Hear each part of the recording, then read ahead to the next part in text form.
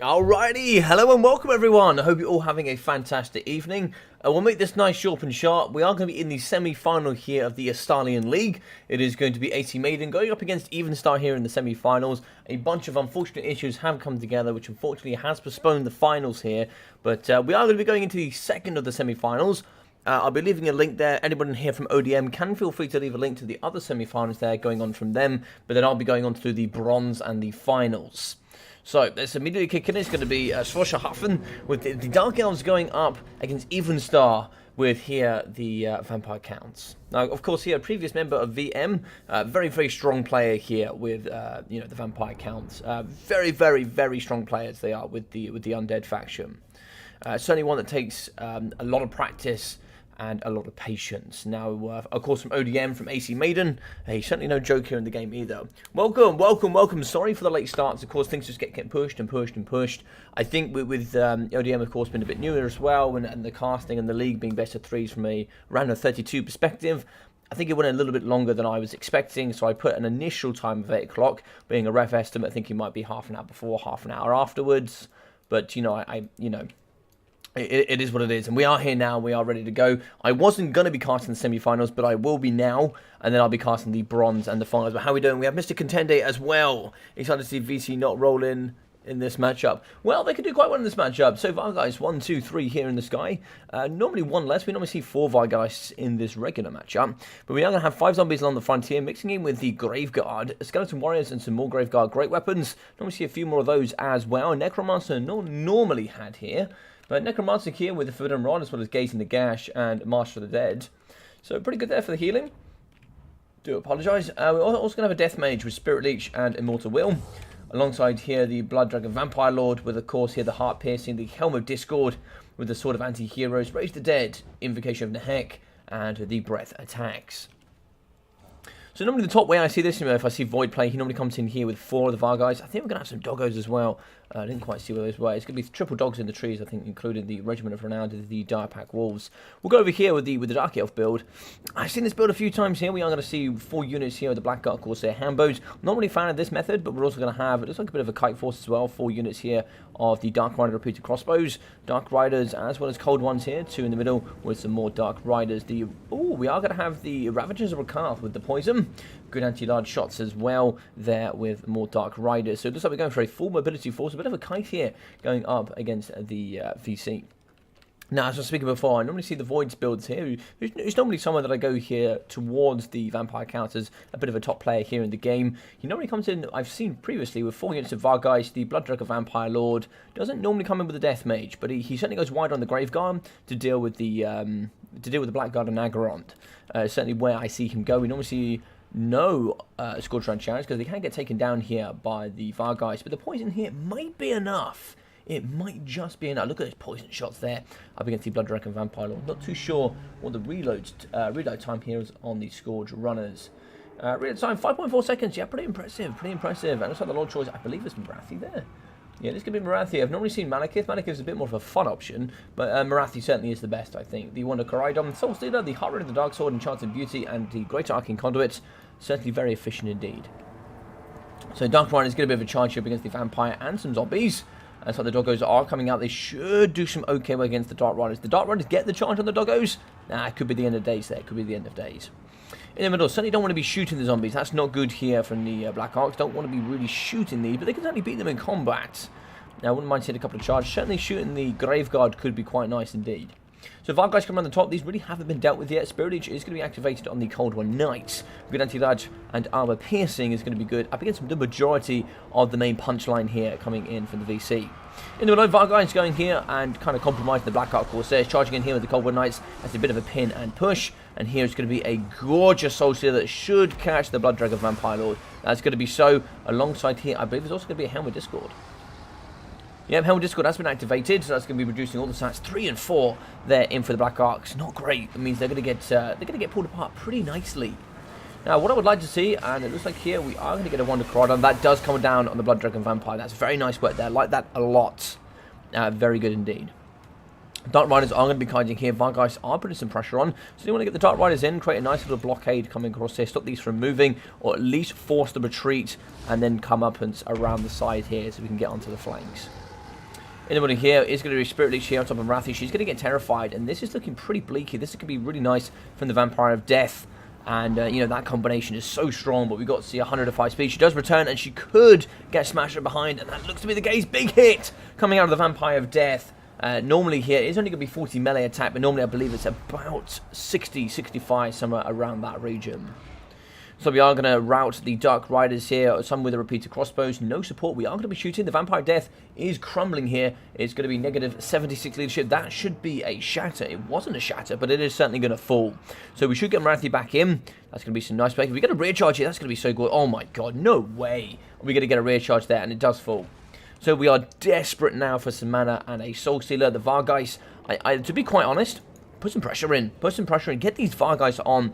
Marathi does not have far to go. Get in there and get pushing up against her. Really well played coming in from the Evil Star. Dogs coming in the back here to pressure on the Dark Riders and the repeater crossbows. Trying to see if they can prevent protection of Marathi. It's going to be a Soul Stealer, I believe, potentially. No, just like that was deactivated, but we could see on here 3 units of dogs could go down here with a nice Soul Stealer. It is going to be an Overcast Invocation. These dogs are very important here towards the later stages, dealing with all this Skirmish Cavalry. In the middle, though, the Black Hawk Corsair Handbows have been dealt with. You can see just infantry of zombie summons, and zombies alongside Graveguard have cleared up with the nice pressure of the Vargeists. In the middle, it should be a Helmet Discord and a Snipe here. Oh my god, a gorgeous hit on Marathi. That could be the end of days there. That is going to be army losses. GG's, and an excellent game there coming in from Even Star. Wow, that was a performance. That was a performance indeed. That was a showing of how to play the Vampire Counts. Yeah, sorry about that. We are late. No problem, Daniel. No problem at all. No problem at all. That was an excellent performance there from Even Star. Just a pure show of his ability with micro. Just incredible. Just incredible. Spirit Leech is terrifying and just really pressuring Marathi. And I think the problem in this matchup is with, if you're going to bring Marathi in the sky, you need to have something that can challenge this force. I think Marathi Double Manticore as well as some Harpies can do it. They certainly can for sure. They certainly can do it. I've certainly seen the Regiment Renowned Harpies, Double Manticore and Marathi do quite nicely here. Helmet Discord, of course, cancels out Marathi's debuffs as well. And then you do have Heart Piercing that can really thump there with the Blood Dragon Vampire. And yeah, indeed. So Blood Dragon Vampire 2,300, excellent work. Nothing there for the Necromancer, but pretty much spells going down on time. 2,022 there for the Vampire of Death. A really strong pick. Vampire of Death on foot, Vampire of Death in the sky. Yeah, really strong. Really strong. Especially just with Spirit Leech and Immortal Will, giving 624 healing. Pretty consistently as well. Is really nice. 71, 103, 18, 36, and 54 there from the zombies. Skeletons coming in at 265, with the Graveguard at 357. Really didn't have to do much there here. Kind of just indicates some Blackguard of Nagron pressure. 400, 700 from the Direwolves, with 1,200 there from the Dire Packs. Yeah, the Direwolves, yeah, they are good. I think specifically we had a good counterplay from Even Star against this force. I think if we'd gone a little bit more Blackguard box with Marathi Double Manticore and the Regiment Renowned Harpies, probably could have seen a bit of a different game. Which is why I was a bit worried that we didn't see 4 Vargeists. But, yeah, interesting. 490, 722, and 624 there from the Vargeists. Yeah, really nice stuff. The Ravagers of Rakaf, 720, 250, 130, 480, 220 here. I really appreciate what Maiden was trying to do as well. Yeah, I really loved the thought and approach. Yeah, it was really strong. 200, 100 as well. 38, 88, 170 here for the Dark Riders. Hambos, we've got 330, 680, 570, 750. So they can perform really well in this matchup. I just don't find them to be uber consistent. I'm not too sure, though. It's a tough one. 2061, though, from Marathi, I really liked. I do wonder maybe if actually getting onto the dogs with that with the bolt spell, the wand may have been more optimal potentially. But hey, Caradoc, how are we? Ruben, how are we? Welcome. Just 2 dragons instead of pirates would do it. Just 2 dragons instead of pirates. Pirates. Do you mean these ones?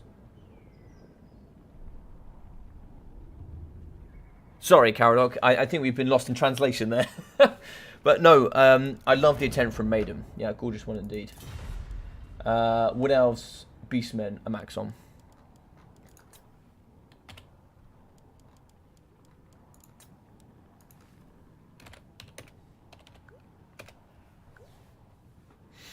All right, yeah.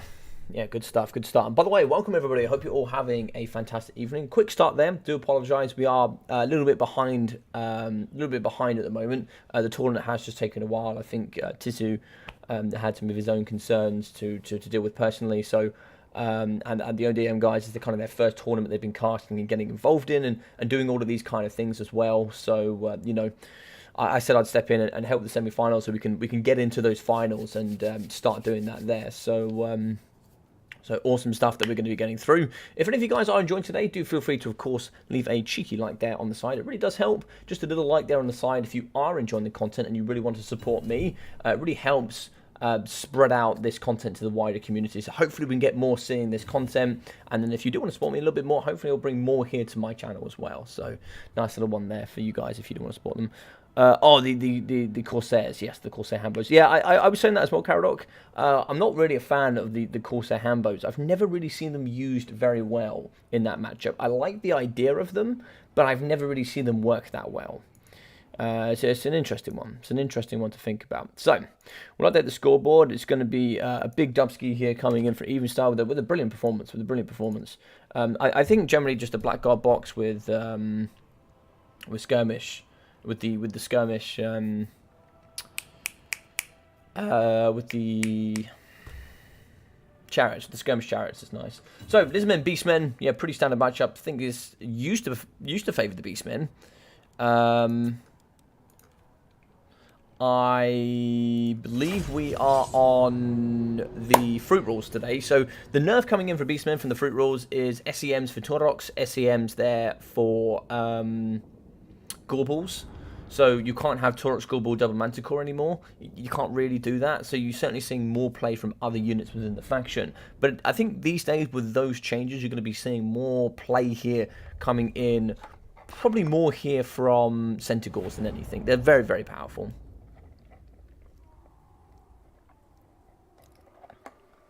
Alright, so River of Maxon here. Yeah, that's exactly what I'm seeing here. I'm just seeing a bucket load of Centaurs. So it'll be interesting to see. Alright, so Bastillon Solar Engines, looks like we're going to have two here with the blinded ability. Of course, 140 Armor Terror, very strong indeed. We're going to be seeing some Sacred Boxagors. The bad boys here in the front here with the big boxing gloves. These bad boys, I don't often see them, but yeah, very nice indeed. Magic damage as well could come in. These bad boys could certainly do some big business. I'd be very interested to see how they're used. Not a fan of Pterodons in this matchup, but Pterodons could do some nice work. They can snipe up against casters. Even Stars are coming in here with the double Javs. Let's have a look here in the middle. We are going to see Saurus Spears mixing in with the Skink cohorts. More Saurus Spears, Skink cohorts. And in the back here for the threat, yeah, very nice. Double Saurus Scar Veteran on Cold Ones. I'm a big fan of this. Big fan indeed. And they're going to be naked with Cold Blooded to protect here up against Master Mundi. Big fan of this. Big fan indeed. Ruination of the Cities, Banishment, Apotheosis, Harmonic Convergence, Natavamatok. No Shield of the Old Ones though. Very interesting. I definitely would have dropped Ruination of Cities for Shield of the Old Ones. And no... Oh, we do have Sunburst. We do have Sunburst Standard of Exotl. Yeah, I think that's very important. Yeah.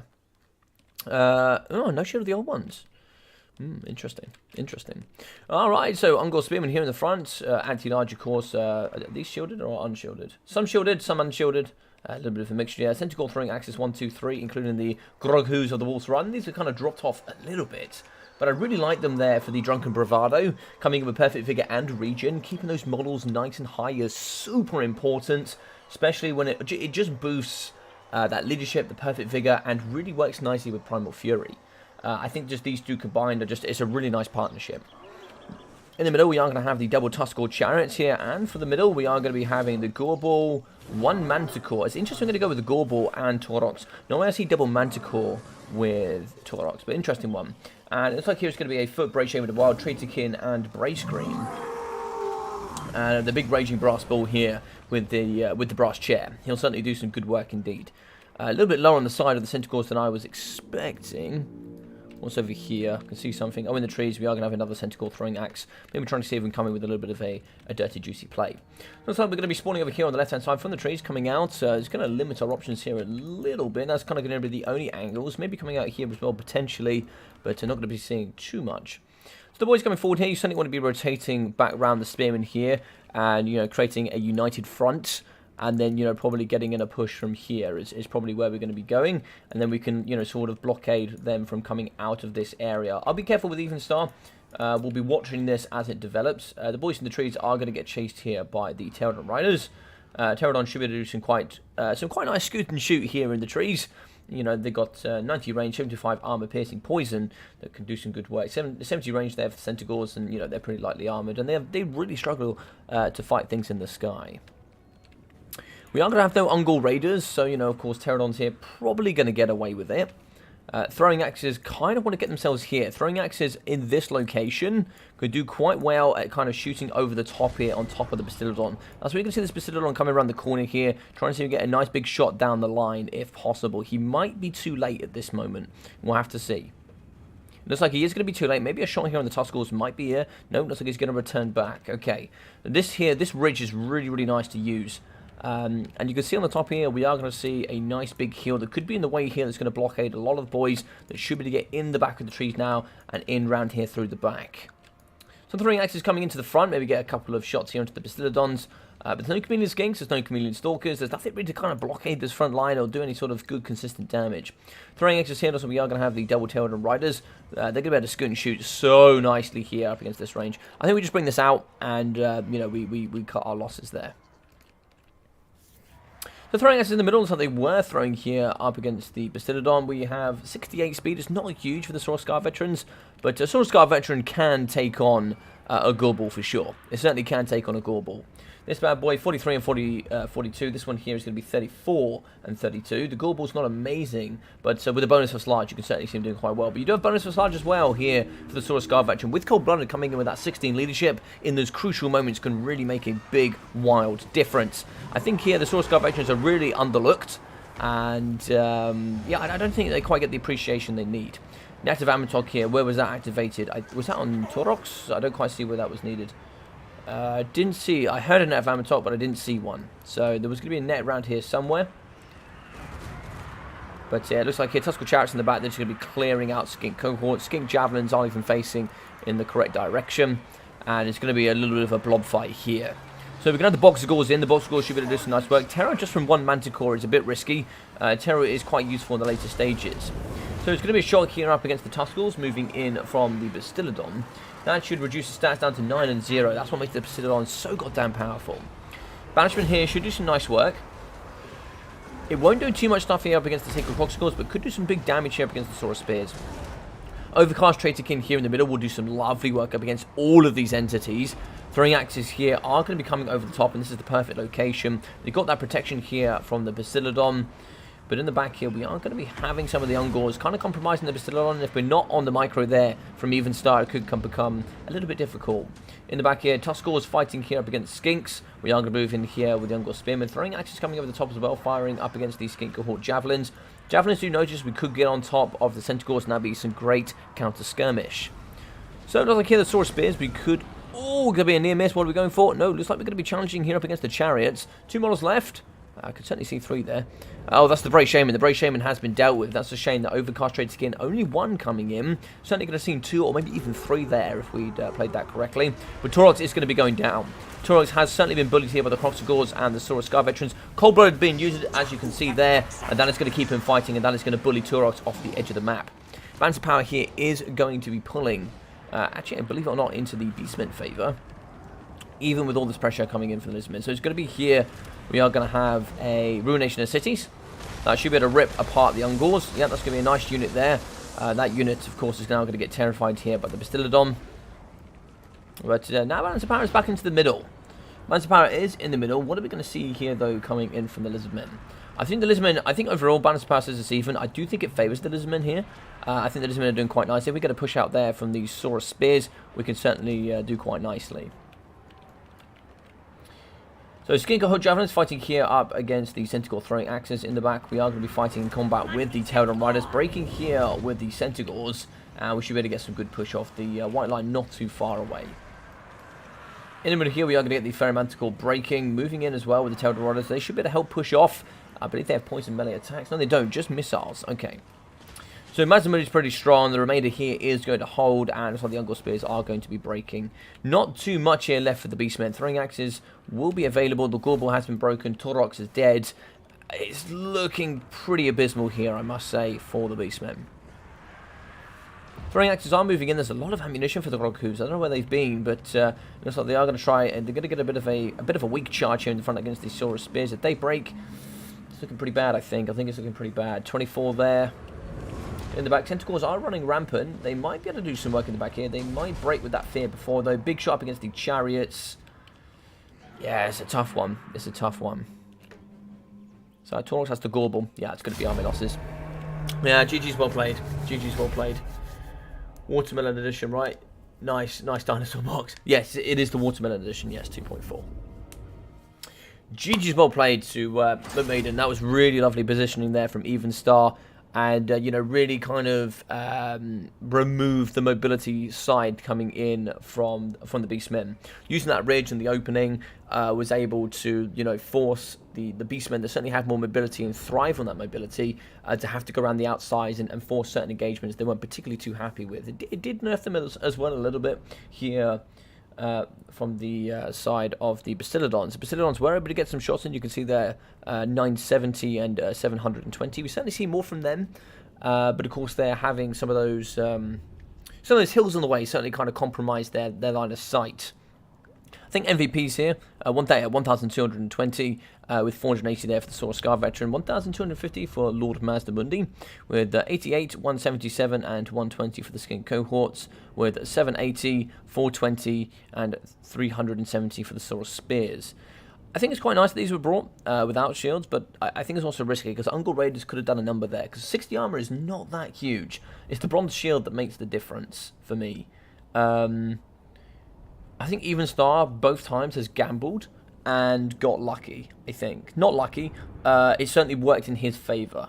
He played very well indeed, but I think the shields here, and that's an extra 150 gold, don't forget. I think in a blob fight that we just saw there, like Shield of the Old Ones would have been very nice. Yeah, it's a tough one. I think if a couple of Ungle Raiders had come, it could have been interesting. But the triple chariots, what, 300, 360, 150? Yeah, it's a tough one. 530 there for the Skin Cohort Javelins. You can see there the performance that you do expect from these Javelins. They're so good, so good. But 630, 500, nice work there for the Pterodons. Just pushing off the throwing axis there. Yeah. 1,236 there for the Sacred Boxagors. Yeah, that's some nice work with 900, yeah. Yeah, good stuff. Let's have a look for the front line. 94, 35, 116, 73, and 120. There was no support for the Ungle Spearmen. They had to go up and around. 184 kills, 460, 620, 144, and 100 there from the Groghoos, with 440 from the Ferromanticores.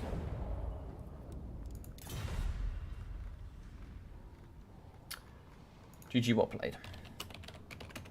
GG's well played. Hey, Matthew, how are we? I don't see Beastmen can manage the Bastiladons right now. A way for Beastmen to deal with the Bastiladons is like just Torox, Gorbel, Torox, Manticores, as well as, you know, throwing axes can do quite nicely. But I think there Even Star used the terrain to his advantage and certainly took a strong position to win there. It was the positioning for me that won it more than anything. He played to the map rather than the matchup, if that makes sense. No, it was very strong indeed. All right, let's have a look here. So it's going to be Even Star wins. So AC Maiden's in the final. How are we doing with Dr. Jellyfish and the green one? I don't know how we're getting on with those. Good, my friend. Good. I'm glad, Matthew. I'm glad you're doing very well. How is everyone else this evening? Hello. Looks like we have Wilf. How are we, Wilf? Welcome, my friend. Welcome. Yeah, GG's indeed, Ruben. GG's indeed. So I believe we're going to be having the bronze finals up first, which will be AC Maiden.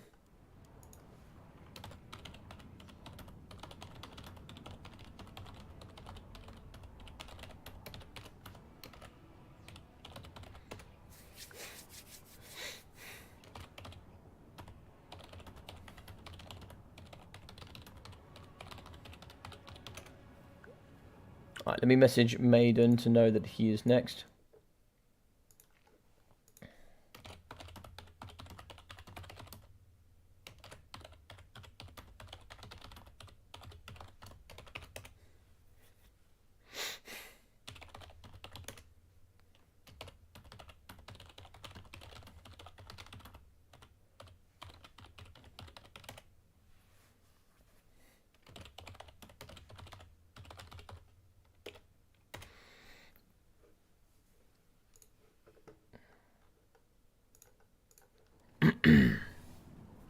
Ah, yes, we don't be wanting that. Let's remove that. Did you replace my opponent? The map I picked backfired. Yeah, that's all right, my maiden. I think what I was saying with that matchup. I think that. By the way, I loved your Dark Elf pick. I love the way you tried to play it. I've not seen it work yet with the Black Hawk Corsairs, but I really love the idea.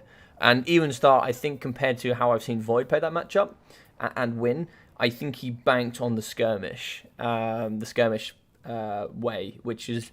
You know, I think it was a 50-50. He needed to either play for the black box or he needed to play for the skirmish, and I think he decided to go with the skirmish element. So, yeah, I really like your idea though.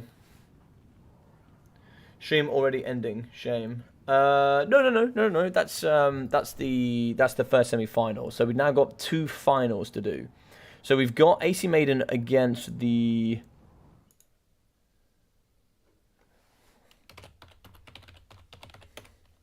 I'll message Even Star now. Even Star.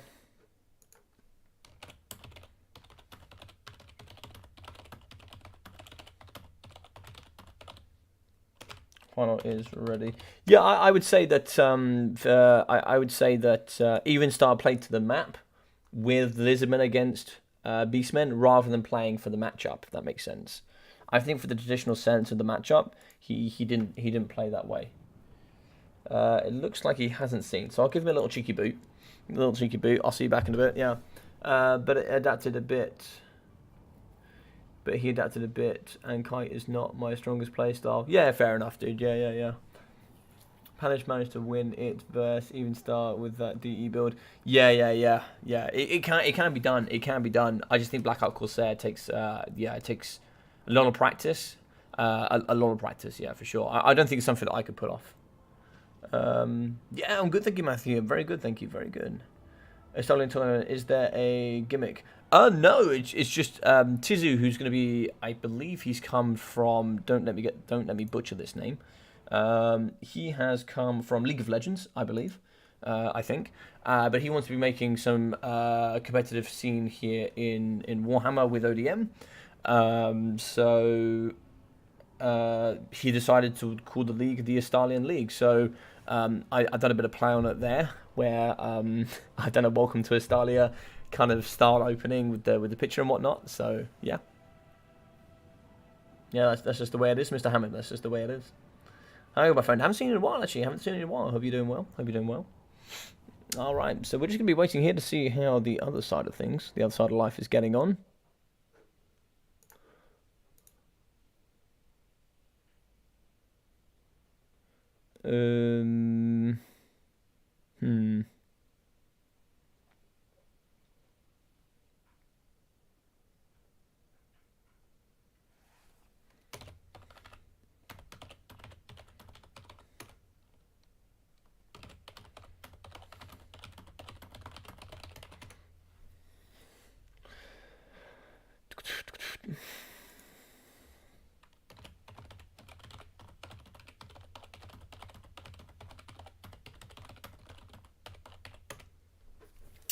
Okay.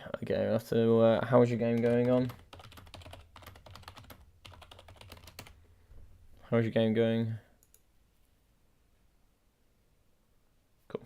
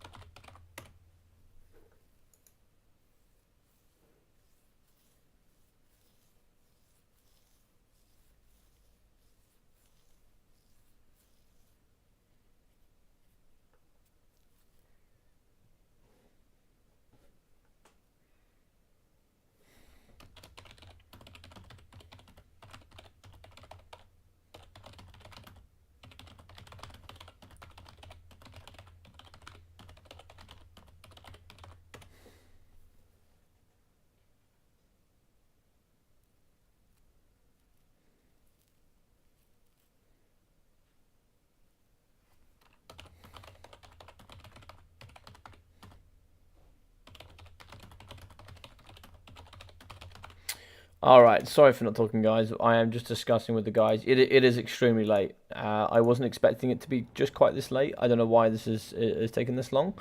But it looks like here's Dr. Jellyfish against the green one. We might have to reduce it from best of 5s down to best of 3s. I'm not too sure. We'll have to wait and see what's happening here. See where we are. Tizu. Yes, Tizu.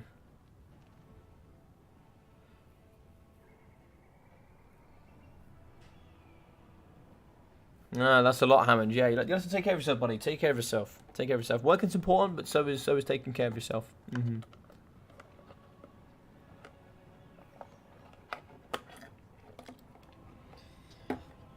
Whilst we are waiting for the other final, let me see if I've got a replay here. I should have one here somewhere. Let's see what we got. So, there was a game here from Nevermore and Valkanos. This was the bronze silver final game. I think it was tied up 1 apiece, and the winner here took the series. So whilst we're waiting, I'll cast this game. I think.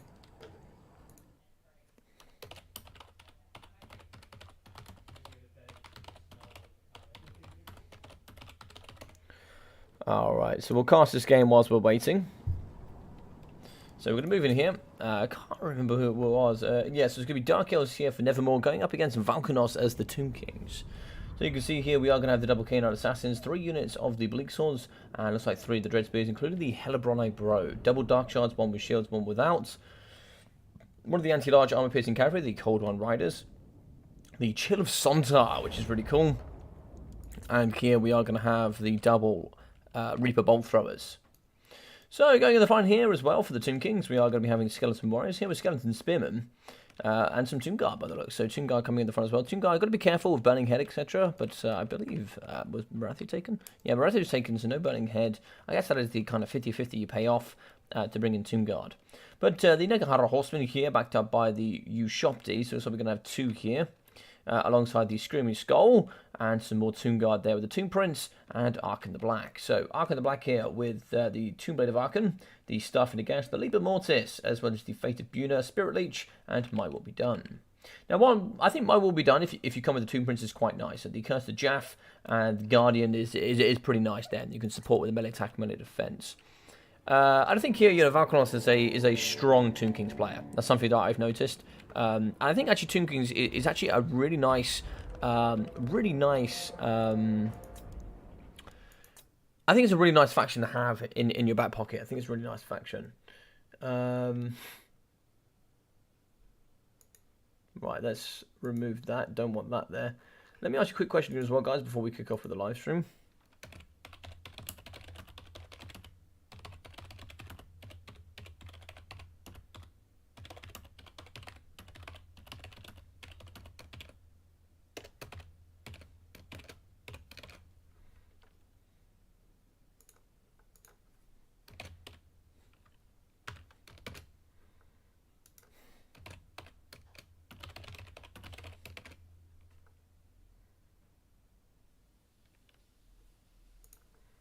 Alright, we'll add that there and see what you guys think. So, when I first cast with the Tomb Kings, for me, I put them down there with Norscan. I don't actually think they're that weak on investigation. I think there's some matchups they're pretty good in. Actually, some matchups they're necessary for, at least as far as I've learned anyway. So you can see the Screaming Memes, they're going to be shooting at the top here up against the Reaper Bolt Thrower crew. I think there should be double Reaper Bolt Throwers and a Spirit Reach going down as well. So Overcast Spirit Reach, I think that's actually really nice there from Valkanos. Because one of the nice elements here is you'll be doing damage with the Screaming Meme Catapults, but you also get Takeover, which is -8 leadership. And then the Overcast Spirit Reach does that guaranteed damage here on top of the Reaper Bolt Thrower. Which means you're going to be getting that -8 leadership, you're going to be getting that damage over time, and that's really going to destroy that Reaper Bolt Thrower and make things a lot more even. We have 380 range up against, I believe, 350 for the Reaper Bolt Throwers. Reaper Bolt Throwers are relatively accurate, though, I must admit. And you can see here shots coming out from the Dark Shards. I believe they were firing roughly here, but maybe up against the Skeleton Spearmen. Over here, they certainly want to fire on the left here up against the Tomb Guard. They'd certainly get some nice work there. But Scream Memes still coming forward. A little bit of miss. And you can see there they're kind of hitting in, you know, sort of this location rather than actually getting on top of the piece itself.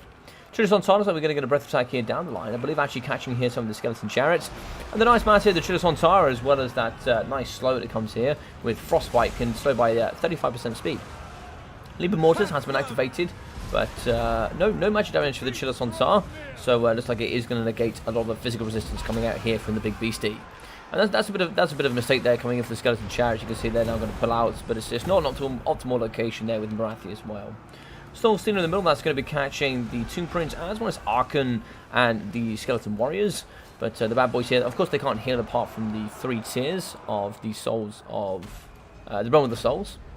So, you know, getting that damage over there is almost going to be pretty much permanent from the Tomb Kings. In the middle, we are going to have the Knight Assassin. I'm sure we're getting a Werewolf Shadows in here soon, especially for the Nekahara Horsemen. Some of the strongest mid-tier cavalry in the game for sure.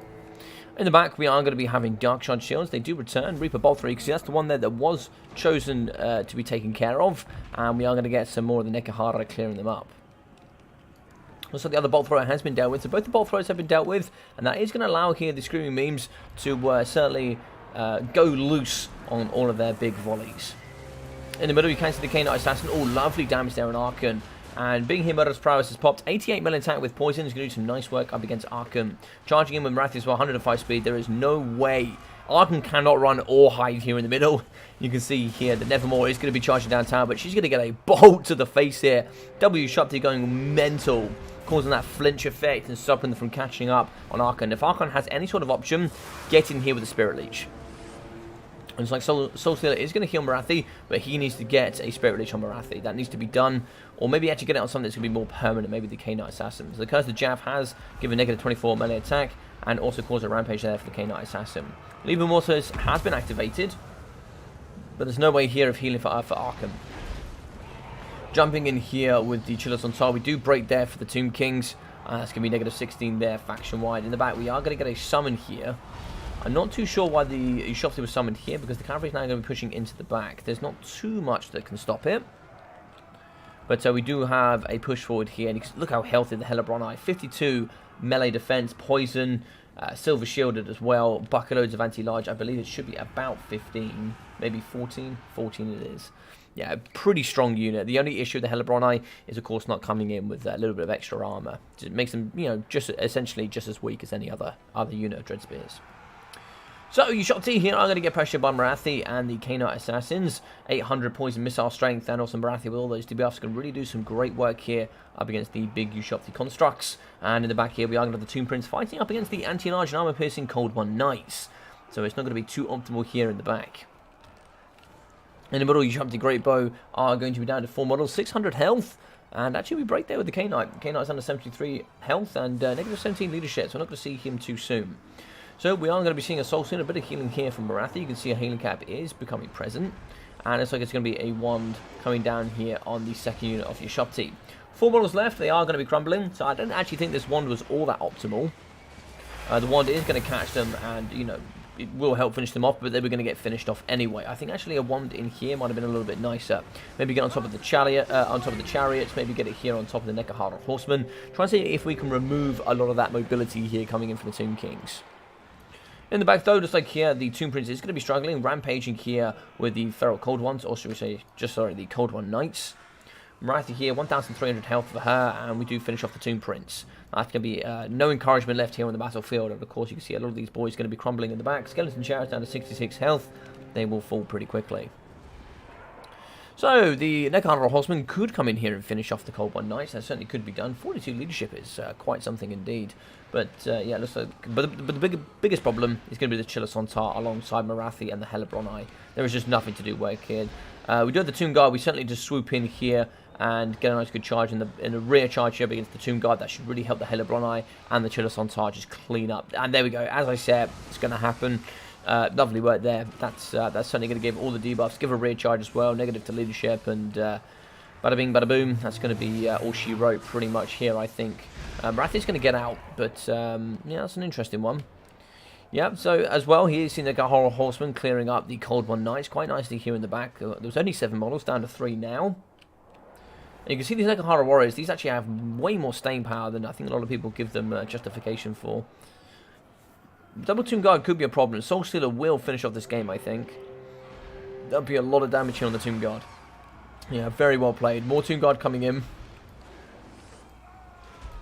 As like here, we are going to get the K-Knight alongside Morathi here. It is going to be the Web of Shadows. That should really help finish off the Nekahara Horseman. Negative speed, lots of damage. Chilasontar coming in as well. And yeah, it's going to be negative 10 there. I'm surprised Arminostus isn't, you know, a little bit closer than it is currently. Tomb Guard moving out here up against the Bleak Swords. We are going to get a return of the Reaper Bolt Thrower. And, you know, that could be the end of days here, I think. Once that Reaper Bolt Thrower is back online, you'll get the ammunition. You should see a kick in Balance of Power. Surprised, because that ammunition there is not going to be added to Balance of Power. So as soon as that does go back on, which it should do. I don't know why there's... there must be a Reaper over here somewhere. There must be one somewhere. But Chilasontar is going to be regenning. I wouldn't mind just leaving this bad boy out a little bit, allow Morathi to do her business. Breath Attack in the middle there as well. Looks like it actually didn't go off. No, looks like that petered out. Looks like we weren't able to get that off, perhaps. But that's going to be Arminostus. And a nice win there from Nevermore. I really like seeing the Chilasontar coming in. It's such a nice model, especially with 64 melee attack, which is quite huge. Yeah, so a nice little game here between these two. Morathi here with 2,650. Of course, she's very strong. 1,750 there for the Chilasontar, with 1,400 for the Cold One Knights. Double Bolt Throws didn't really do too much. Let's have a look over here, though. So, yeah, nice combination. 450 there for the Screaming Memes alongside Arkan, who got into with some Spirit Leeches. Overcasting, of course, is not always optimal, but if you do get the opportunity, sometimes you should take it.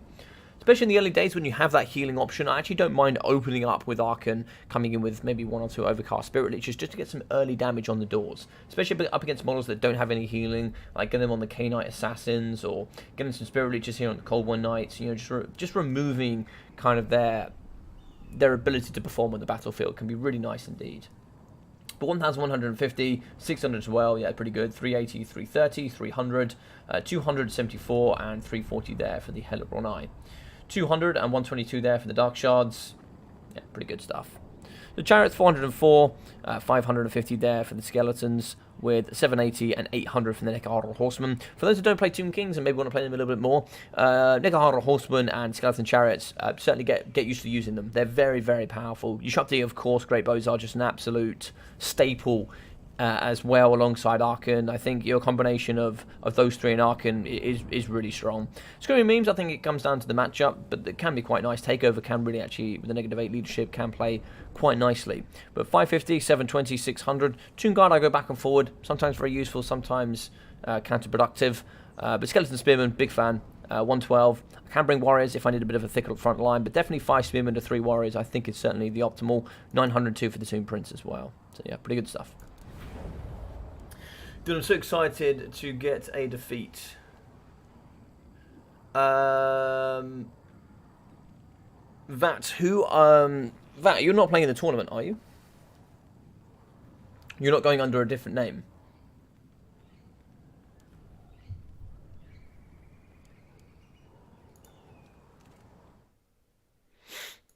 Alright, hopefully the boys here are doing pretty well. I'm not too sure how we're getting on there on the other side of life.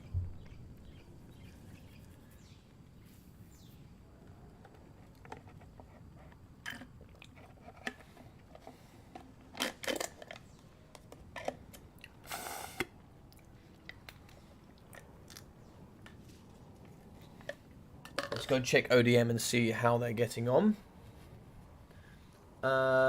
Yes, I do. What's your name in the tournament? Vat, what's your name in the tournament? Do I see you here?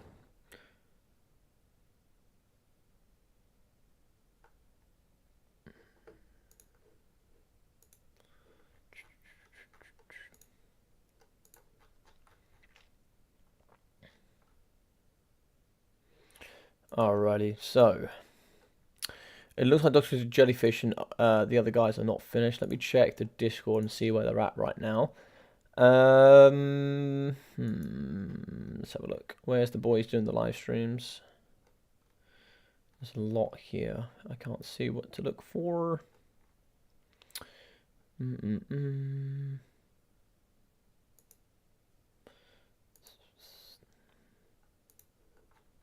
That's everybody joining.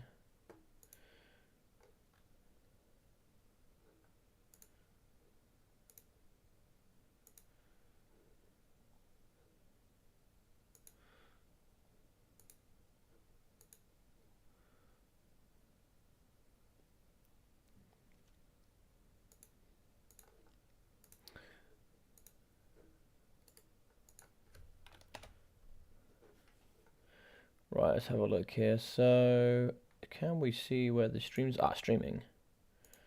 No, YouTube streaming, announcements, aha. Let's open this up, see where we're at. Okay, so it looks like they're still playing. So what I'll do for you guys is I will bring it up on the screen. It looks like there's a lot going on here, so let's try and see if we can bring this up for you guys so you can see it. You were playing today? Let me have a look.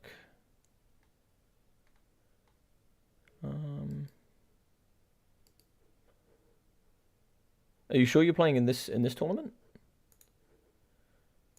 All right, so let's get a little look here on this side of things. So what we can do is, there we go. So we're going to be here with Green One up against Dr. Jellyfish. It looks like Green One is going to be Beastmen. Balance of power would suggest it's pretty even right now. I'm not too sure who they're playing. Is it? Oh, it's Beastmen against Beastmen. Oh, dear God. Okay, so balance of power would suggest it's pretty even. Let's have a look who's who here. It's too quick to see who is who right now. So in the... Dr. Jellyfish is red. Dr. Jellyfish is red. Looks like his Lord got absolutely beaten. Looks like it's double Taurox build. Manticores there from the green one look to be broken moving off the battlefield. They're going to be really helpful towards the end. Tentacle throwing axes looks like they're coming in for Dr. Jellyfish. They're going to be shooting here up against the... Oh, it's a Doom Ball here from the green one. I actually really like the Doom Ball. Brass Knuckle... oh, it's going to be another Doom Ball. A Doom Ball and Doom Ball action. Okay. Yeah, Brass Knuckle boxing in with Dazed is actually really, really nice. Like increased melee attack, and Dazed is just the passive ability for the Doom Ball for negative melee defense and speed. It's really, really powerful. And then you can also bring in a... I actually think the new meta is actually dropping Taurox, going with Doom Ball, going with Gore Ball, then Devil Manticore. It's actually quite nice. Let's have a look here. So, Ungol Spearman with shields coming in for red, which should be Dr. Jellyfish. It's pretty damn close here. It's pretty damn close. Yeah, Groghu's are left on the side there from Dr. Jellyfish. That's 22 models with quite a bit of ammunition, actually. They definitely want to be getting back involved. That could be dire there towards the end stage. And the winner here goes into the grand final, and the loser will be going to the bronze finals here, which both of those will be on my channel. So do stick around. We will be finding out what's going on there. Chaos spawned here on the bottom, so there's going to be 2 there for blue, so that should be green 1. And the Doom Ball are going to be moving into the trees. I think they're moving into the trees to fight here up against Dr. Jellyfish and some Ungors. Ungor Spearmen there, looks like they're the shielded variety, so extra melee defense and bronze shield can be quite handy. Extra melee defense is certainly going to help here, especially fighting up against Chaos Spawn, because they get the bonus first large, etc. And, you know, weapon strength carries them quite a bit there for the big boys. They may be unbreakable, but weapon strength is certainly what they rely on. They don't have huge melee stats, so they certainly need the weapon strength to carry them. It looks like here the Groghu's are coming back in. If the Groghu's come back in, I think, yeah, that's going to be a pull-out from the green one, I think. That's probably going to be a pull-out from the green one. And Dr. Jellyfish will probably be in the final. So we'll have to see. Yeah, valiant defeat from the green one. Yeah. So he went there with the double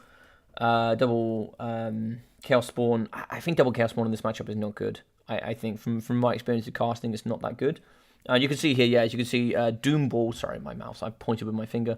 Doom Ball here with Gore Ball. Was it double Manticore? No double Manticore here. One Manticore here. Okay, interesting. I think double Manticore, Doom Ball, Gore Ball is actually quite a nice pickup. And then you go Traitorkin Caster, double Ungol Raiders.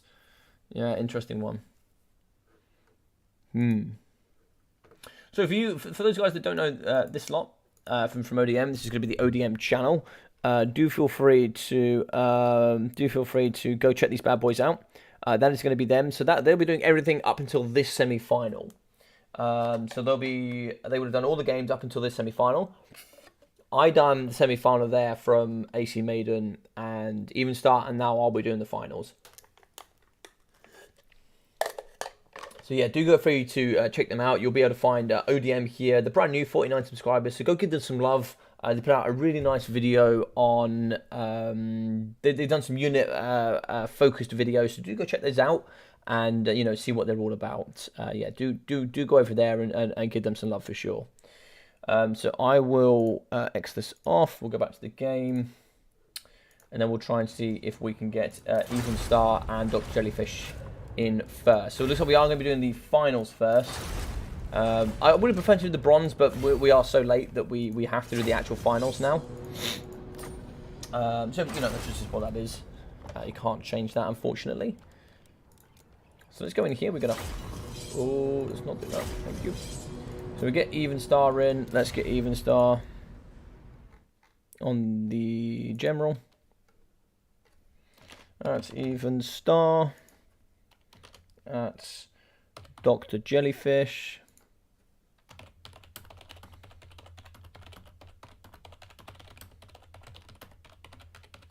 Can you join me up in the finals, please? At AC McMaiden. At Green One.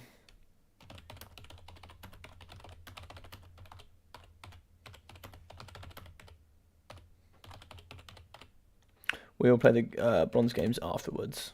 Cool. Aha, looks like getting ready with more bots. Let's remove that.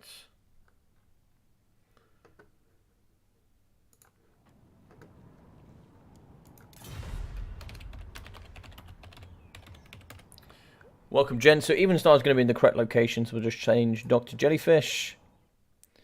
Let's get that back down to 0, and then we'll get Sun of the Mountains, Dr. Jellyfish. Certainly a good player here in the community. Sun of the Mountains, Dr. Jelly. We'll put fish in as well, shall we? And then just make it a bit smaller. So Sun of the Mountains, Dr. Jellyfish will be here today. And, you know, he's a man here, a myth and a legend from the community. Certainly a strong player who's coming through the ranks. I believe actually the Polish, current world Polish champion at the moment is going to be Dr. Jellyfish.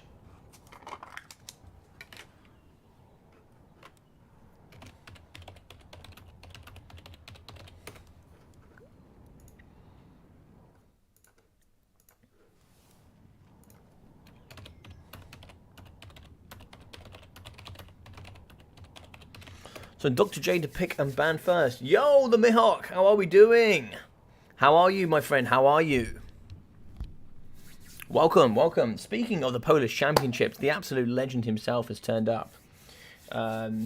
Yeah, so we're gonna have the Polish champion at the moment, and then the man that put all of the amazing work behind the scenes to make sure that that happens. So, if any of you guys out there that are Polish, I'd like to get involved in the Polish Championships next year for 2022, which will actually be this year, but you know what I mean.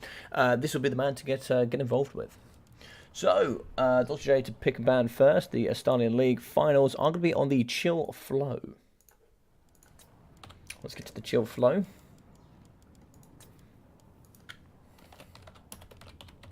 The map is set.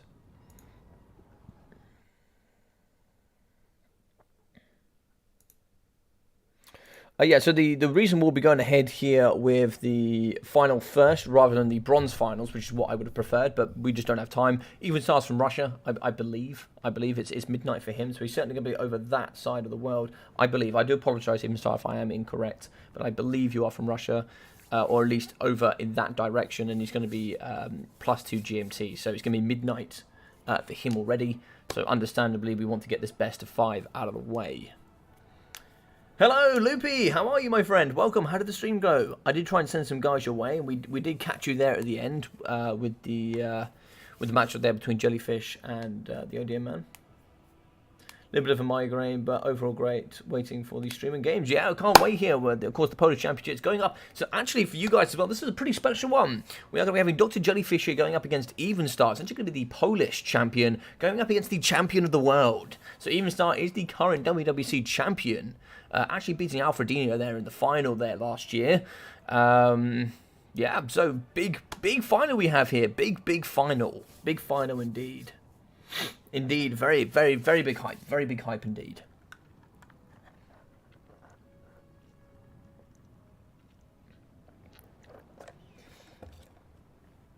And then after that, we'll be going up against the Intensity Ladder Legend, which is going to be AC Maiden, going up against the man that stole my heart, which is going to be the Green One. It's pick and ban 2 in the final. I have no idea, my friend. Nobody told me. They told me to come. I have no idea. Same as all tournament, yeah. Oh. Did they copy my shit? They did copy my shit. They copied my stuff. I can tell because I'm the only one that would write this like this. Oh, right. Yeah, they've copied my stuff. Oh, that's funny. Yes. Yes. Yeah, that actually looks like my stuff. This looks like my stuff. Oh, that's hilarious. I believe so.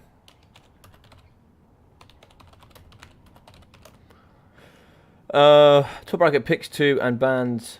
Picks 2 factions and map.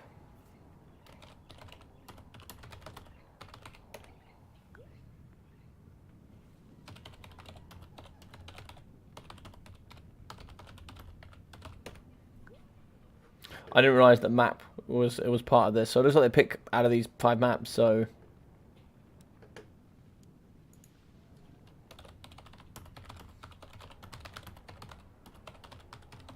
you're gonna be pick 1 ban 2 by the looks.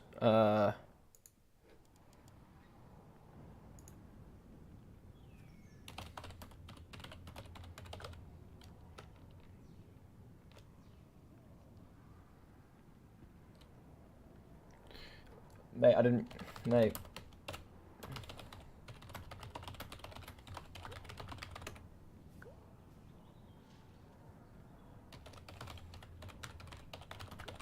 Just casting it. Just casting it. Didn't make it. Go with pick 2 ban 0. Go with pick 2 ban 0.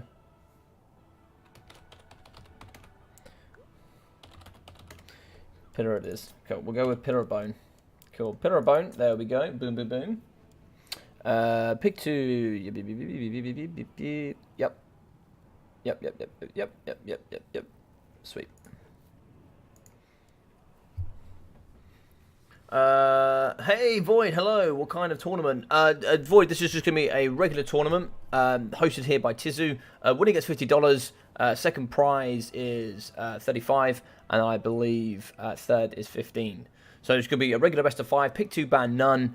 Winner takes $50. I believe it is how it is. Void, how are you doing, my friend? Hope you're doing very well. Nice to see you here. Shame I haven't seen you in the tournaments recently. Hope things are going well for you. The overall, thanks for the streams, guys. Logic, check chat. Boo, boo, boo. Check chat. Bum.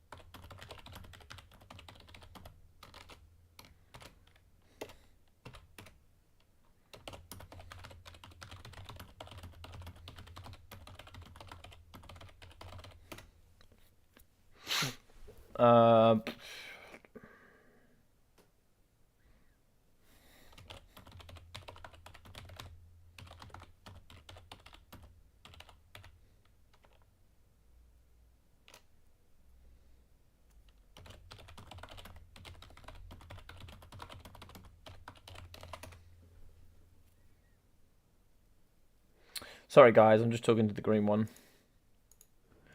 Hey! On the Arge, hello! Craig Kim up as much as I could. Stream was nice, super exhausted though, had 4-hour best of 7 just before. Yeah, man, I bet. Yeah, streaming, especially, streaming can be exhausting. Certainly can be exhausting. There's, yeah, there's certainly an art to streaming. There's certainly an art to streaming. I will go VP. We do pick 1 ban 2. Oh, okay, that's strange. Okay, yeah, well, looks like we'll do pick 1 ban 2 then. Okay, sweet. Thanks for allowing the cast at Tizu.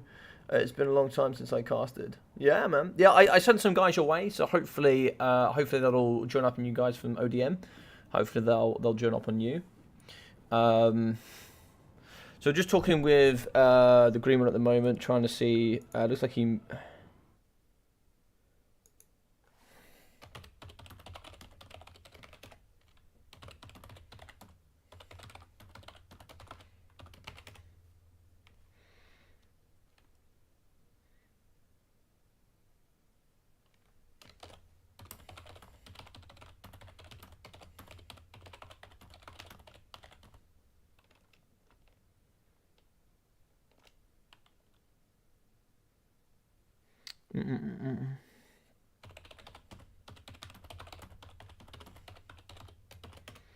All right, cool. Looks like green one's going to go for a cheeky little snooze. He's going to go sleep for an hour, and then he's going to come back and play, which would be awesome. Since players do not pick maps in best of fives. I don't know. I didn't make the rules for this tournament.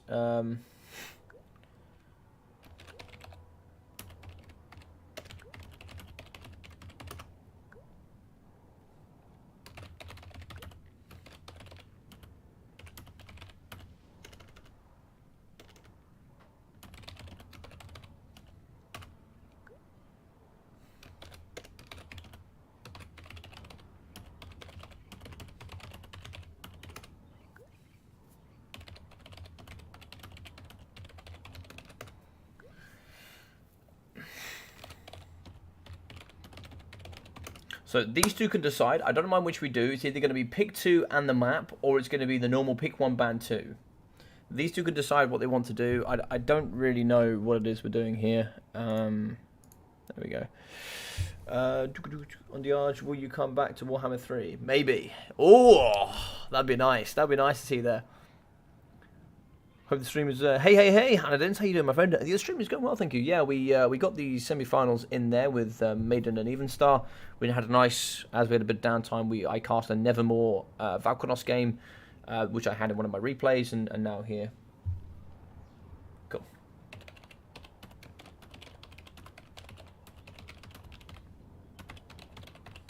Cool, I will pick Mats at random.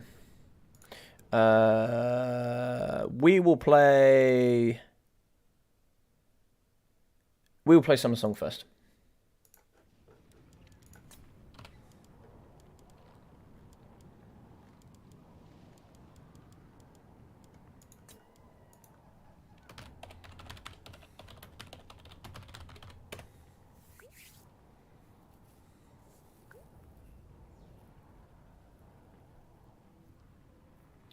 Well, I don't know. I don't know. I didn't make this. I don't know what to tell you.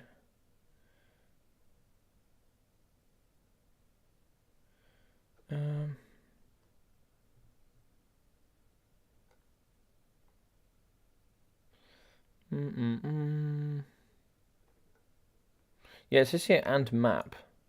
So before in the best of threes, it looks like you guys were picking maps. But I didn't realise that's what Maiden was doing before. I thought they were just telling me what the maps were. But it's like they're picking maps. But in the best of five, they're not picking maps. But then they're now also, instead of picking 2, they're now picking 1, banning 2. But it's like in the final game, it's pick 3, ban 2 for the winner of round 4. Okay, it's a bit confusing. It's a bit confusing. Okay, we do that. Okay, we do that then. So the chill flow.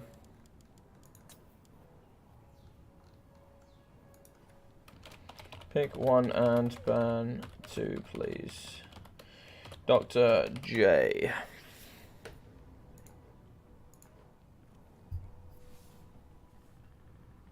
Yeah, I know the maps, Daniel. I can read. I can see the maps. What I'm saying is the format of the challenge is extremely confusing. Like, they've done one thing all tournament, and then in the final they've just changed everything, which is extremely strange.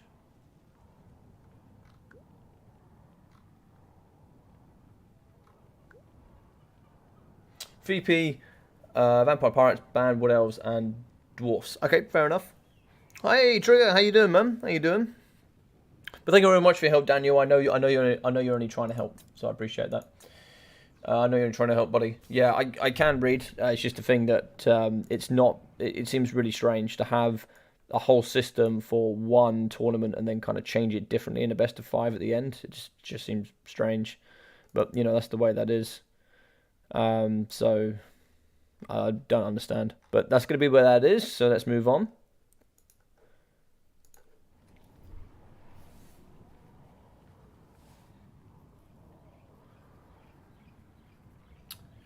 How we doing, Mr. Trigger? Hope we're doing well. By the way, as you were in here for the grand finals, we're going to do the bronze final afterwards. I think Green One's going to go have a quick hour snooze, and then he's going to come back, and hopefully we should be ready for him by then.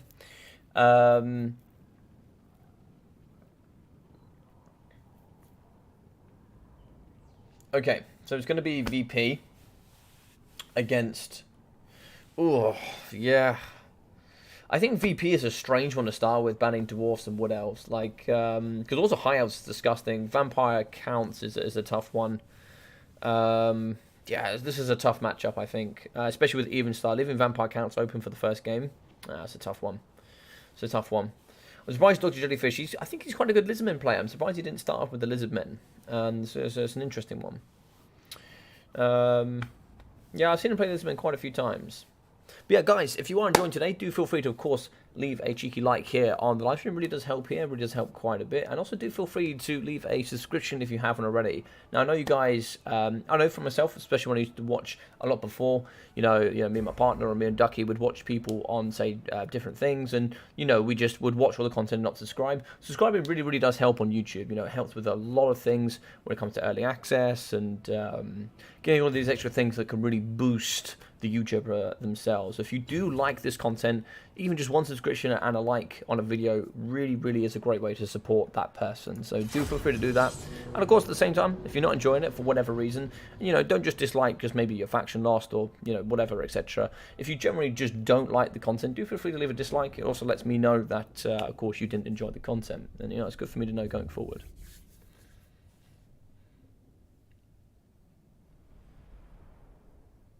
Yeah, rip VP indeed, Loyals. Guys, if you wouldn't mind just trying to keep it to English, if you can. I don't mind, of course, a little bit of here and there, but, you know, do try and keep it as much English as you can. No, your boy Logi doesn't really want to be whipping out the old Google Translate here on live stream, but I certainly can if I have to. Certainly can if I have to. Alright, so we are going to have the double black coaches here on the floor. These bad boys come in with the triple. We are going to have the black Nimbus, the Unholy Vigor, and the black Size, making them pretty strong overall. Terror, good anti-infantry armor piercing, and some of the heaviest chariots in the game. These bad boys certainly do the business. Fell back to the sky, 1, 2, 3, 4 here, as well as Hex Wraiths. And he's just going to be the regular there with fire and also magic damage. In the front, we are going to have Skeleton Spearmen here, backed up by the Conquestine Stalkers.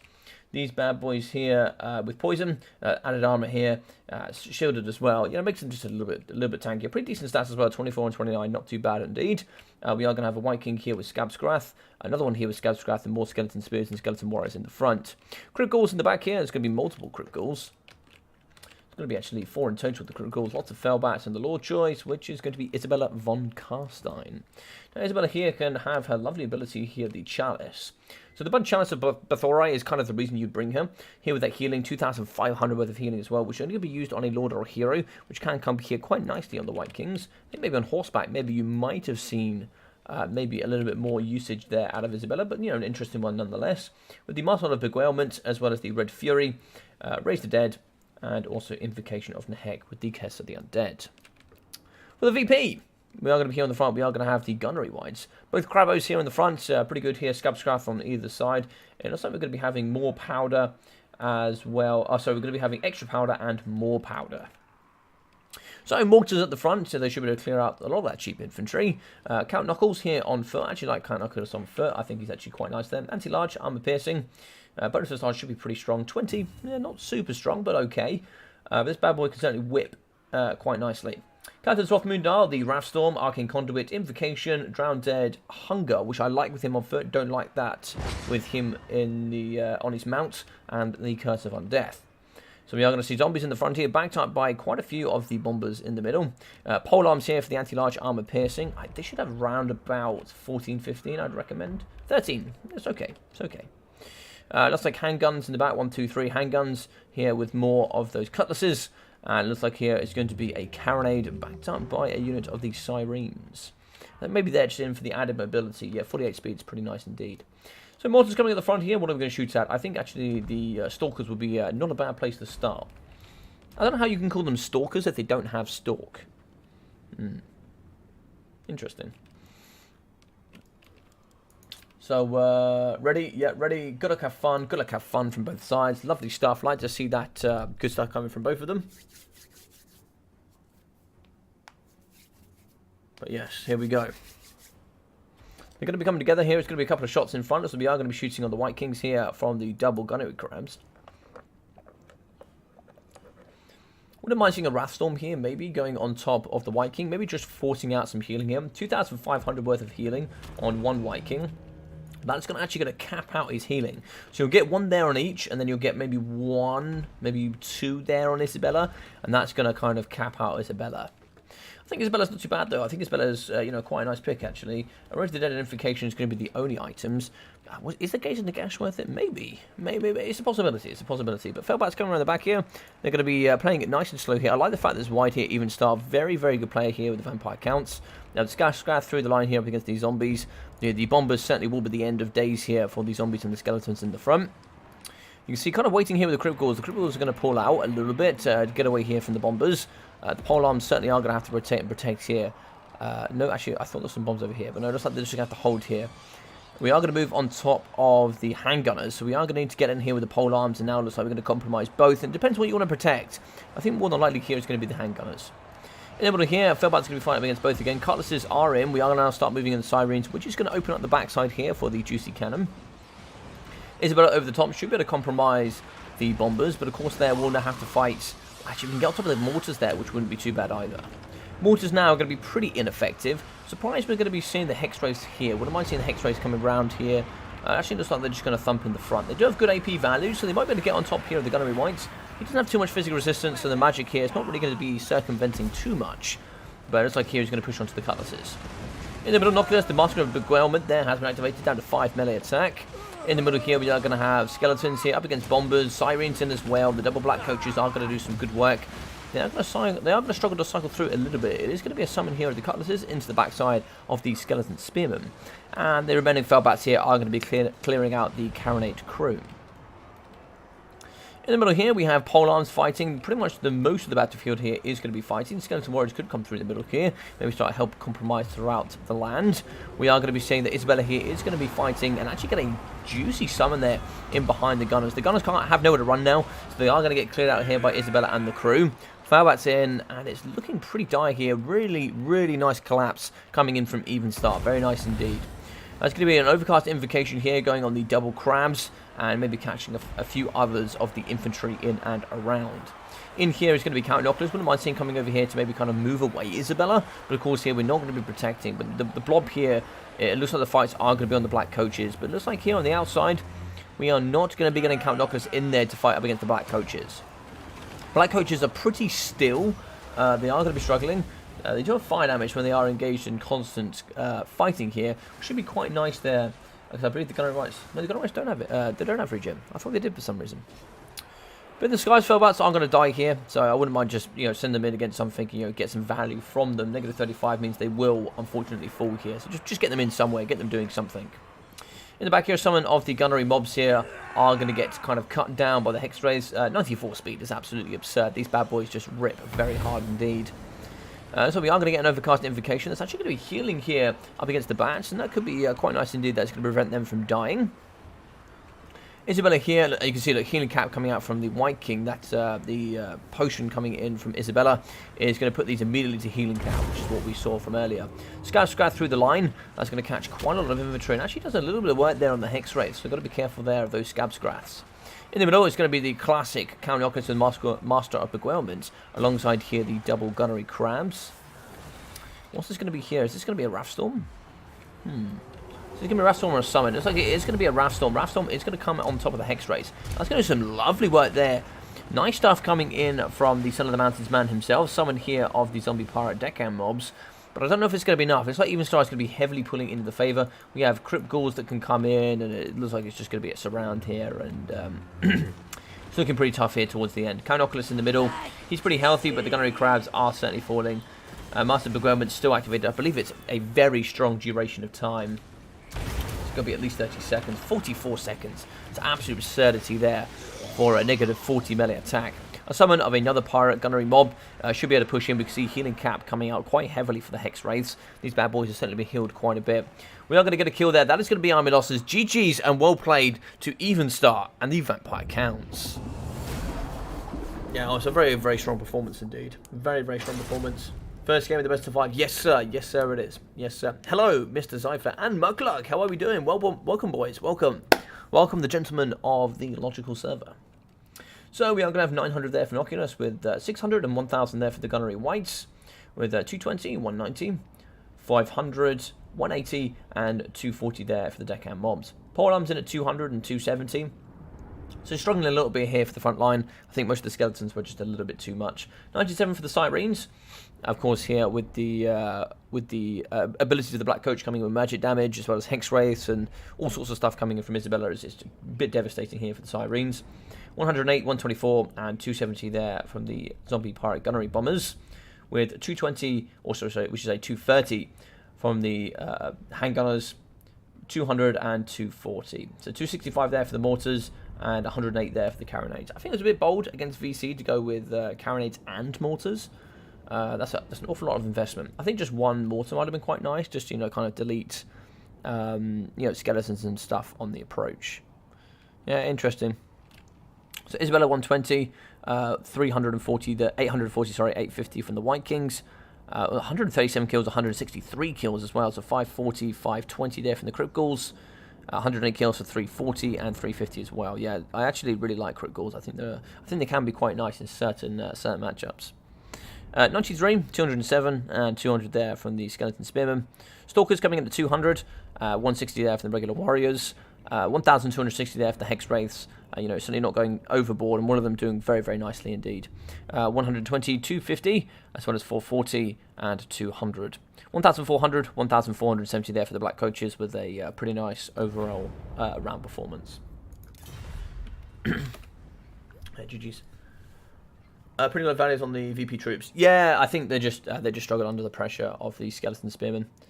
And the skeletons, yeah, and Crypt Ghouls actually do quite nicely. Poison, etc., just debuffing them quite nicely, and they have pretty good melee stat values for undead, so they were thumping pretty hard there. Greenskins, Man, Beastmen, and Vampire Counts. Yeah, seems sensible. Lizardmen could be the pick here. Lizardmen could be the pick. I think probably will be the pick from Dr. Jellyfish. I think for sure. But how is everybody? How are we doing for everybody that is joining? Hope everybody's having a great evening. Let's have a look here. So score there will be going 1-0 for the big man, Mr. Even Star. Double check here. Sorry, I am getting pings. Let's double check that things are okay. Yeah, looks like everything is going to be good. Going to be good. Yeah, pretty low values indeed. It's a bit of a shame, but that's okay. So next map here in the tournament, let's have a look. It will be Pillar of Bone. So we're going to be going on to the Bone Zone. Here we go. So, for the Greenskins, they certainly have some weaknesses. VC definitely being one of them. Beastmen can be a bit of a problem, but I think there are some ways to deal with the Beastmen. But top tier level, yeah, can be tough. Can be tough against the Beastmen. I think Lizardmen has to be the way to go, but Lizardmen can be dealt with. Lizardmen can be dealt with. There are ways around that.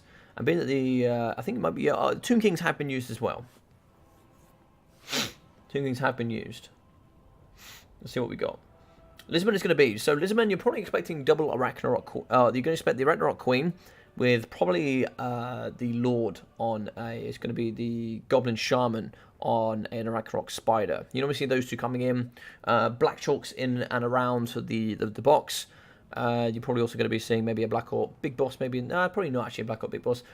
I don't know, maybe River Troll Hag, perhaps. Could possibly come in for the Spirit Leech. Probably not, actually. It's probably just going to be wired with Black Orcs. It's going to be wired with Savage Orcs as well. Spider Rider Cav with a bit of kite. Got to be careful of that though, because of course 5 units of the Javelin skink cohorts can be pretty painful if you're not prepared for that. Depends if you want to go counter kite here. If you go kite for the greenskins and you've got counter kite for the Lizmen, it's pretty painful for the greenskins. This is a pretty diverse matchup, this one. As of previous, this was certainly one you would try and miss as the greenskins. You would certainly be banning Lizmen and Vampire counts. But I think with the kind of resurgence of the Beastmen coming up with some nice tools indeed, banning them is also not too bad. Always good evening with that highbrow logic commentary. What do you mean by highbrow? What does that mean, Contende? I don't know what you mean by that. What is the highbrow? Is that like the not too sure if you agree with my commentary or what? I'm not too sure what that means. All right, so I asked you guys a question earlier. It looks like a lot of you guys have answered. So 65% of you said that you would like an end of Warhammer 2 tier list. Okay, I will certainly think about putting one in then. It seems like a lot of you guys are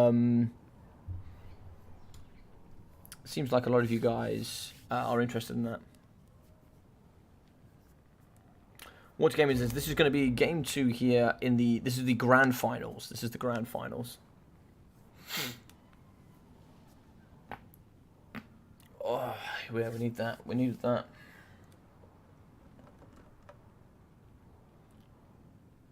Well, lowbrow would start fart jokes. Oh, I see. So you mean I see. Sorry, Contende. That's it's probably a I think maybe just a bit of misunderstanding from me. It's not an expression I've heard before actually. So yeah, I'll take the compliment. Ah, I see. Thank you. I will take that. Thank you.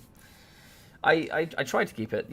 I tried to keep my knowledge up to date. I tried to make sure that it is to the best of my knowledge. But yeah, I think that yeah, it's something I've never heard before. Yeah, strange. I've never heard that. I've never heard that used before.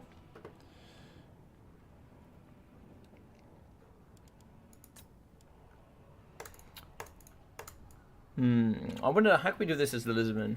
I think there's multiple ways that I've seen it played and I've seen it done and I've had success here as the Lizardman. It's a tough one though. Obviously, I assume double Arc Sotek is banned in this matchup.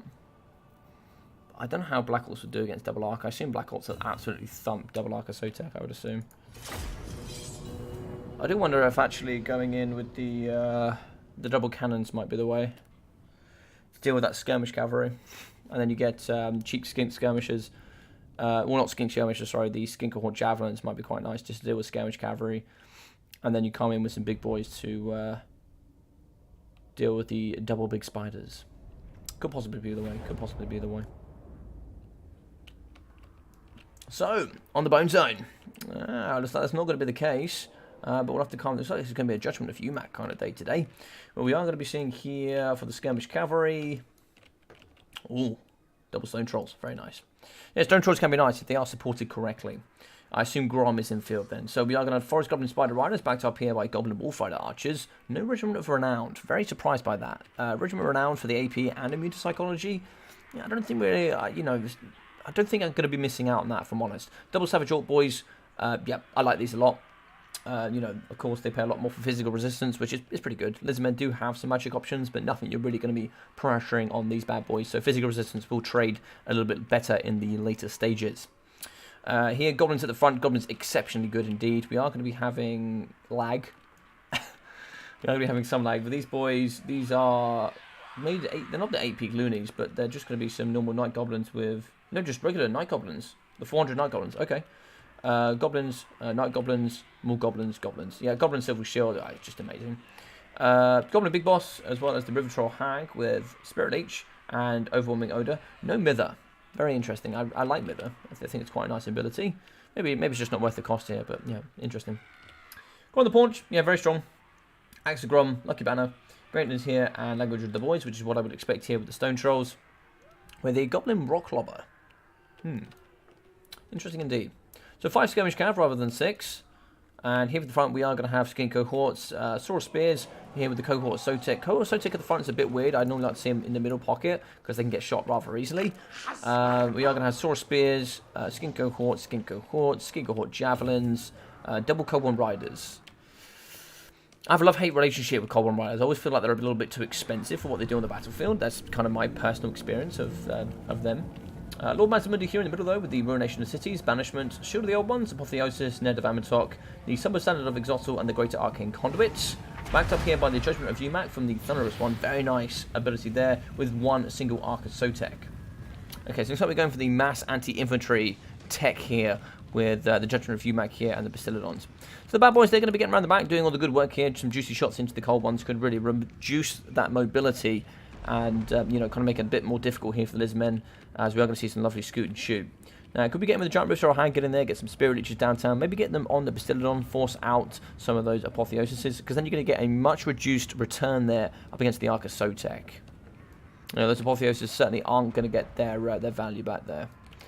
Because these bad boys, they'll certainly come in and they'll delete all this cheap, cheerful chaff, and the same can be said there for the Thunderous one. And no Black Chalks is quite an interesting one as well. Spirit Leech, it looks like it is going to be a full reduce of the cav. We are going to go down there on the mobility side of things and get rid of the Cold One Riders. Yeah, that's an interesting one. So net of Amatok here on the Giant River Hag. We are going to move in here with the Jungus and the crew. They are going to be coming in for the big bad thump. The Charger actually not successfully hitting the Giant River Hag. That's interesting. That's going to be, what, 70 charge bonus? Yeah, 70 charge bonus. But it looks like we are going to see some reductions there. They need stabbing activated. But 70 charge bonus was not enough to hit the Giant Rift Hag. That's quite interesting. So should the other ones activated, we are going to have Stone Trolls in as well. Goblin Big Boss should be able to smack here on Lord Mazdamundi. You certainly want to pull him out if at all possible. And allow the Thunderous one and the Ancient Thunderous one to do all the big stuff there in the middle. Ruination of Cities is going to be deleting a lot of the stuff. We are going to see the nice big swirls coming out here.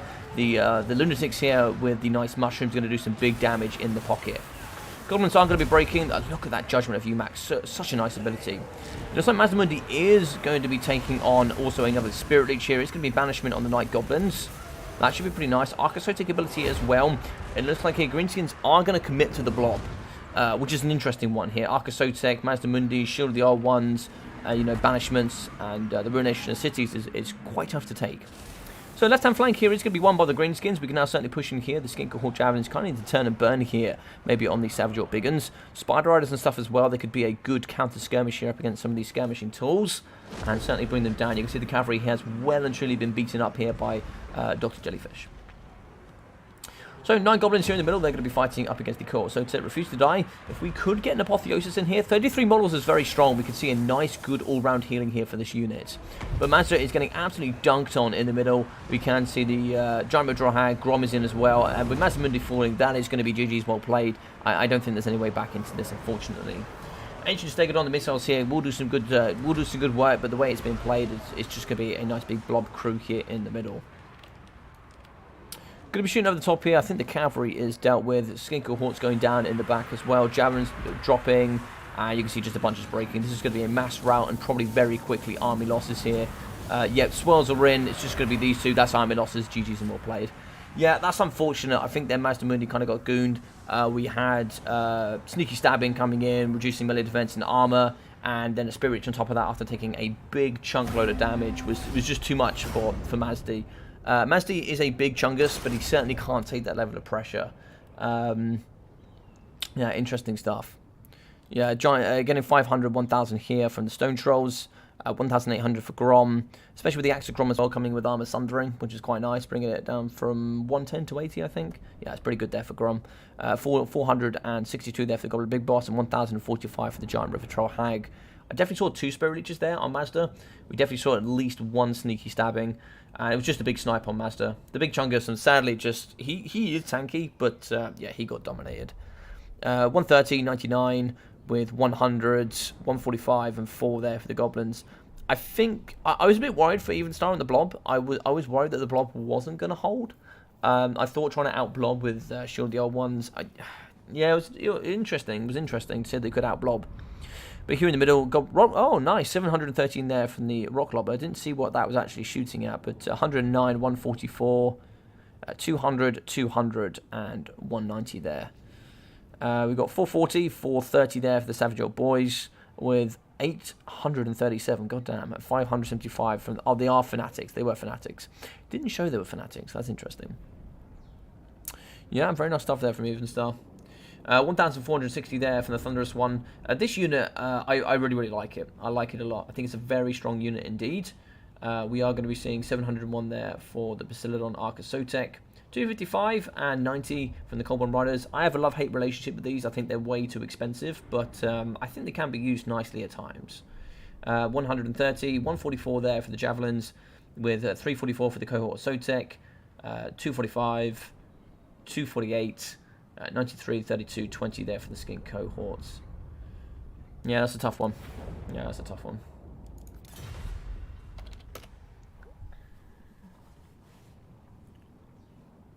Hand of the Gods and Skirmishers.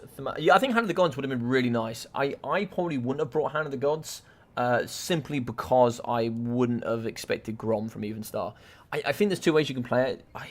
I don't think Grom is the way to go in this matchup, but Grom worked very nicely. So yeah, Hand of the Gods would have been a nice counter for sure. Yeah, Loopy, yeah, for sure. Hand of the Gods does some amazing work.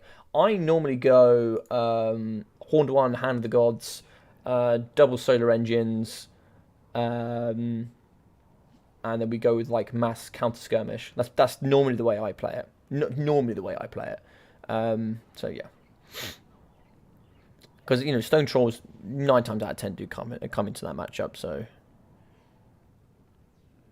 cool. So let's update the scoreboard here. It is going to be a juicy 2-0 here coming for Evenstar.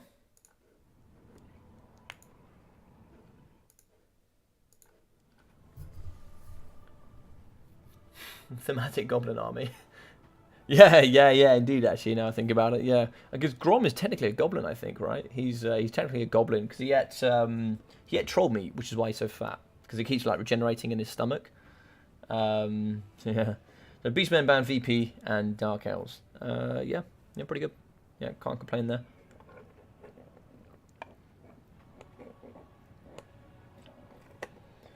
What could be brought? Vampire Counters down.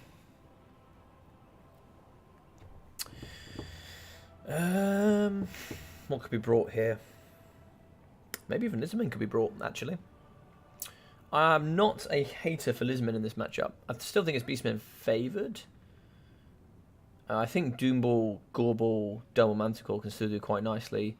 I think actually as well, if you come in with the Regiment of Renowned Minotaurs, I forget what they're called, but the Regiment of Renowned Minotaur is pretty nice as well. Go super wide, throwing axes. Can deal with Lizardmen. Can be tough. And you go Brave Shaman with Traitor Kim. Yeah, that can be tough. That can be tough. Yeah, Lizardmen's a tough one at this point.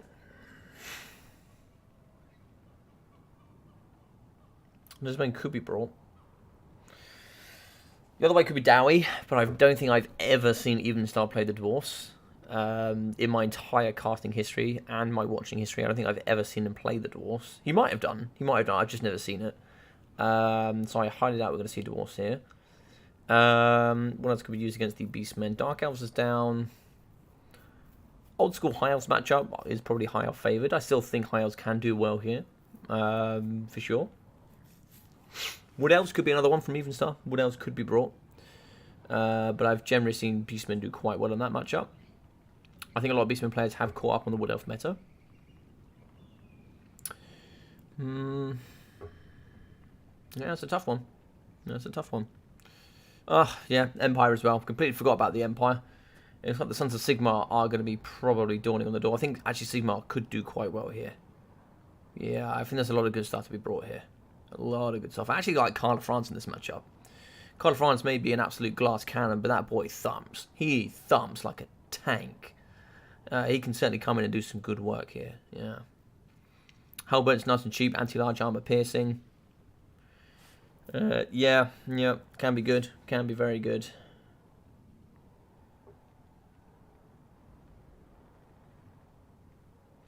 We will have to see. Yeah, Butchers of Kalkengard. Yeah, that's correct. Yeah. I'd bet on Chaos incoming. Yeah, I would think Chaos too. But I think the more and more I watch the Chaos Beastmen matchup, I'm just a bigger fan of bringing Lizardmen. I think I think Canadians, which is it's a strange one. All right, it's going to be a Beastman Mirror. That's what it's going to be. Fair enough. If you can't beat them, join them, is what they say. And that looks like it's what's going to be here. The ROR war wagons are beautiful in this matchup. Oh, are they? That's the artillery piece, isn't it? That's the my memory. That would be that'd be the chain gun. Ah, damn. Oh, my brain. That is the I can't remember what it's called actually. Yeah, I mean yeah, I mean Loopy, it is what it is, right? You know what happens, pick 2, ban none, pick 1, ban 2. You know, if the mirror's not banned, the mirror is always on the table, and if you don't know what to do against it, mirror it, I guess. Good luck, have fun, mirror. Map, sorry. Map is Blue Ridge River. Not a fan of this map, gonna be honest. It should be under multiplayer, Blue Ridge River.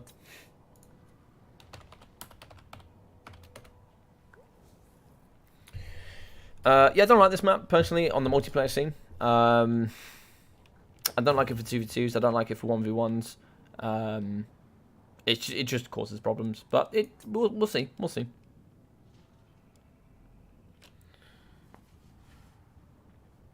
It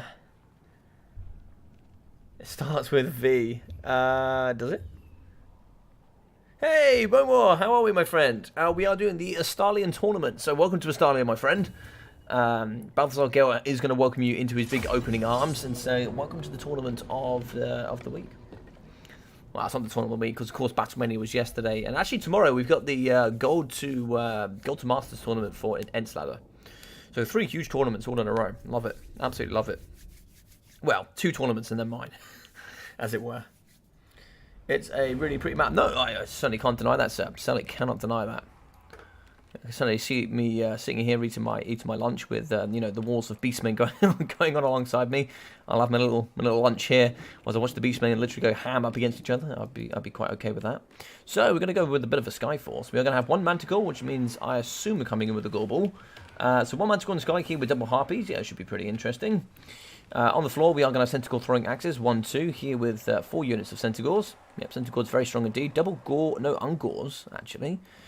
Was it 5 Ungors here? 1, 2, 3, 4, 5 Ungors. Okay, very interesting. So it is going to be a Gorball backed up by Torox the Brass Bull. Who's this going to be here for? It's going to be for Evenstar. Okay, interesting stuff. I think... Doomball Torox. Yeah, the brass body's so good. The brass body's so good. You just can't miss up on it. So for Dodger Jellyfish, Ungor Spearman with shields, a bunch of Ungors in the front. Is that Goreherds as well? Just 1 cheeky Goreherd just thrown in there, maybe 2. Yeah, you can see here because they have a bit more of a spread formation compared to their regular Ungor brothers. Double Chaos Warhounds with poison. They're going to certainly... I think this is a bit of a mistake because Centaurs are just going to bully them. Groghoofs of the Wolf's Run, as well as Centaurs, and it's going to be, what, Doomball Gorball? Yeah, Doomball Gorball. So Gorball here, Blood Greed, Doomball with the Slaughter's Call, Hellfire Sword, that's a rare one. What would you need fire damage in this matchup for? Nothing, I don't think. Deadly Onslaught and the Barbed Knuckle Boxing. Interesting. Yeah, I don't think the Hellfire... I think the Hellfire Sword is a little bit... Unless you need fire damage, I don't think it's worth bringing. But the Drunken Bravado here, you know, alongside the Fury. Can we see the Fury on the Chaos Warhounds? Oh, they actually don't get it. That's quite interesting. So Centaurs here with the Primal Fury with the Drunken Bravado. It's a really, really nice, really nice partnership.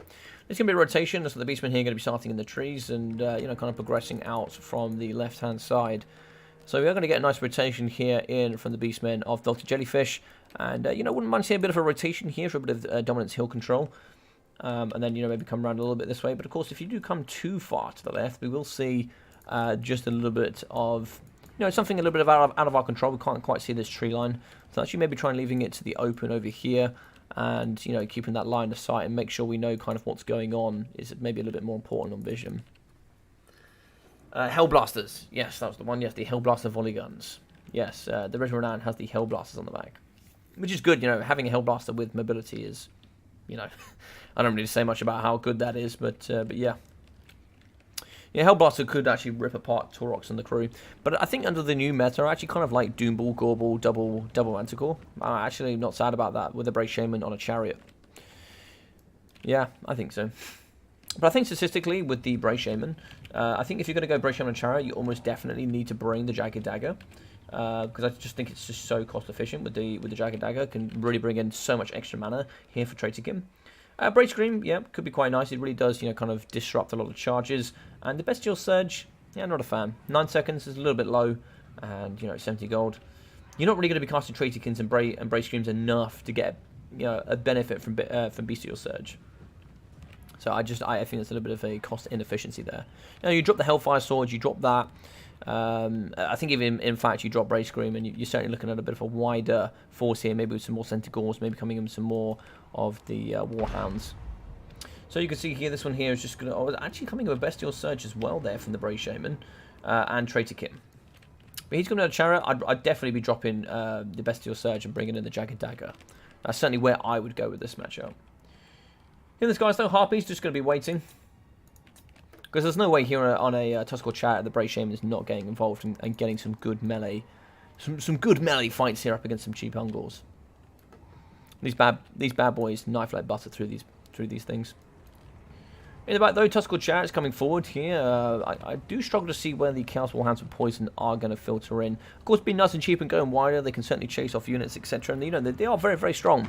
They can be very good to put through units, but you know, they're not going to challenge Centaurs. Overcast Traitorkin is actually going to catch a lot there. That's a really nice Traitorkin there.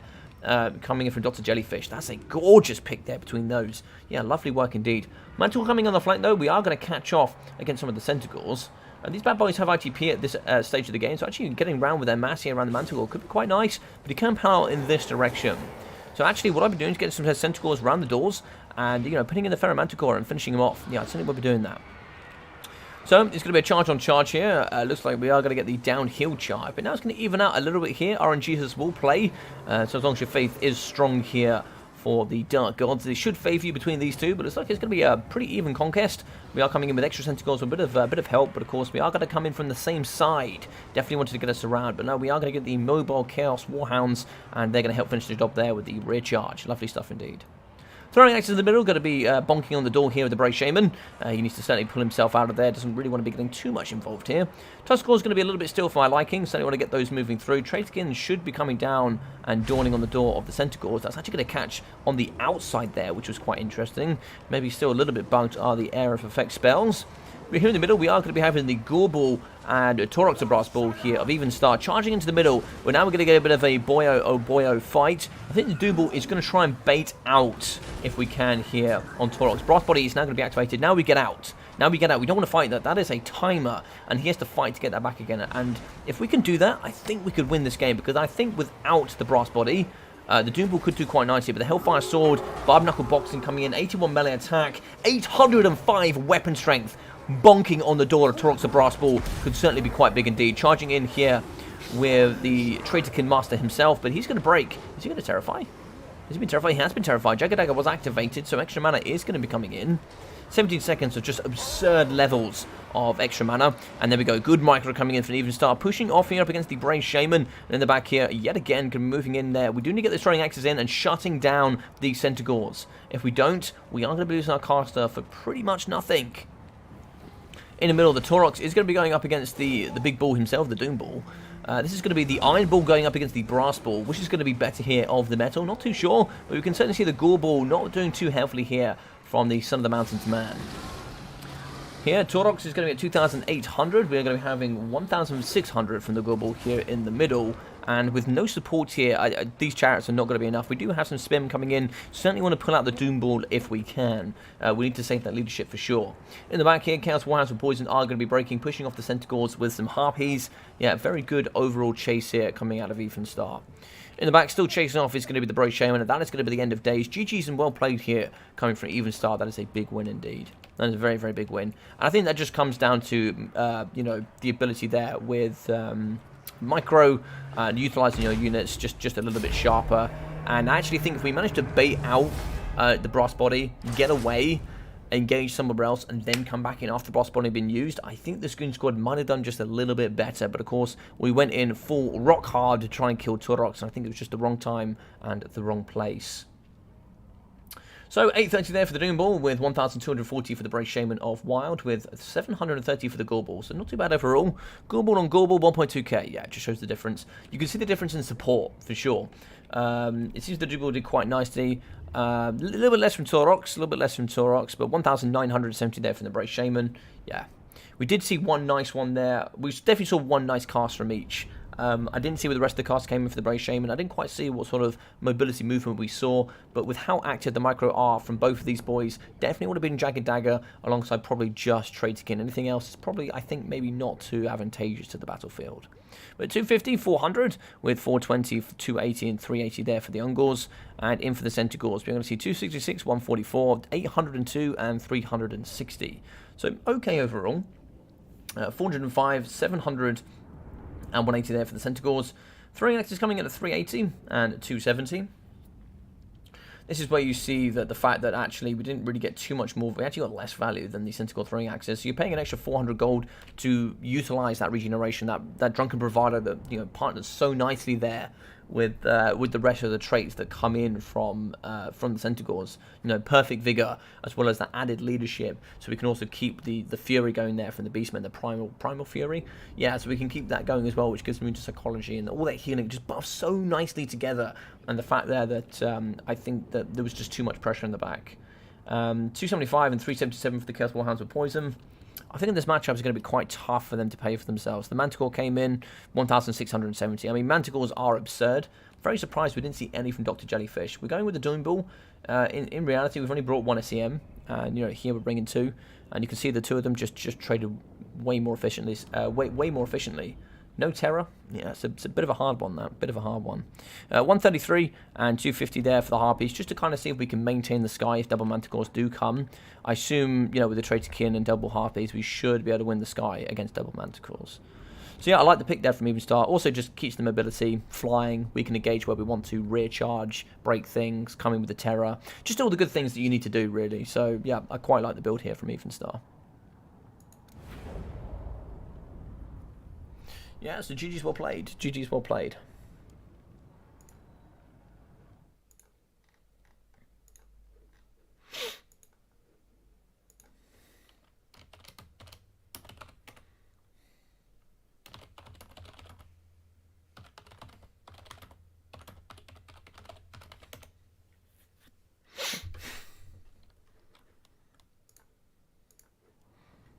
Alright, so now we're going to be having Maiden.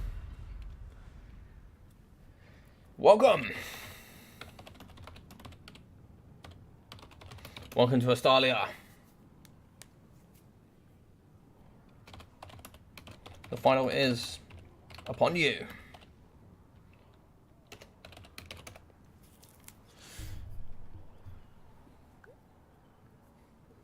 Too many mirrors today. Yeah, mirrors happen a lot. Mirrors happen a lot for sure.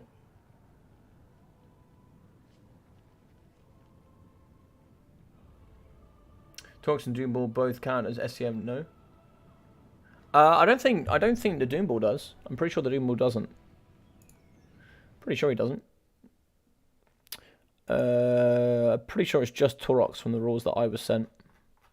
I will check. Oh, he does. Oh. Okay. He does. Alright, fair enough. Then there's no reason to bring the Doom Ball then. There's just no reason to bring him at all. I don't think. Because Taurus is just infinitely better. He's just infinitely better. There is no reason to bring the Doom Ball at all. As far as I'm concerned. I think it's a bit silly, but you know, that's my personal opinion. Yeah, it doesn't really give you too many choices. But I feel like if you go with the Doom Ball, like I think it's just better. Like Doom Ball, like Double Manticore and the Gorball makes sense, but you know you've got a lot of those kind of single entity monsters. Yeah, that's okay. Fair enough. Fair enough. Hey, hey.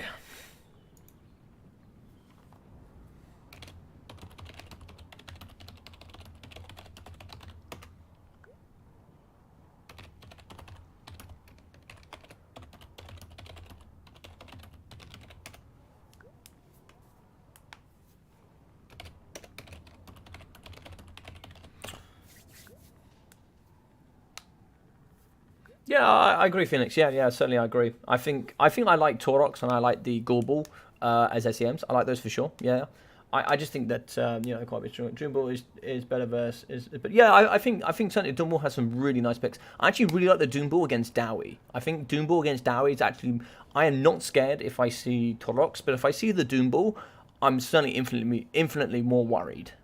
Yeah, I'm infinitely more worried for sure.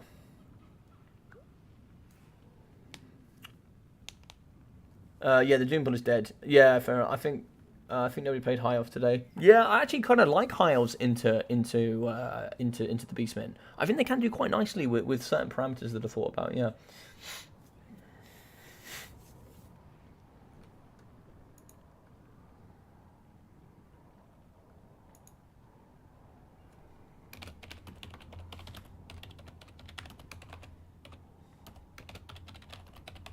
I think Greenman would prefer a best of 3, so we'll have to see what we want to do here. So one play to even star. He is going to be today's champion.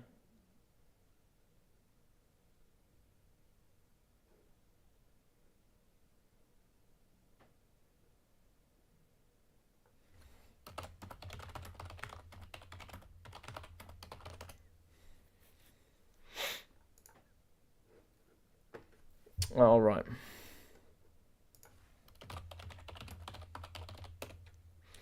Right, let me just quickly jump into the old logical drives. Got some stuff to move around very quickly. Apologies, it's on live stream. Nope, that is not what I want. Boom.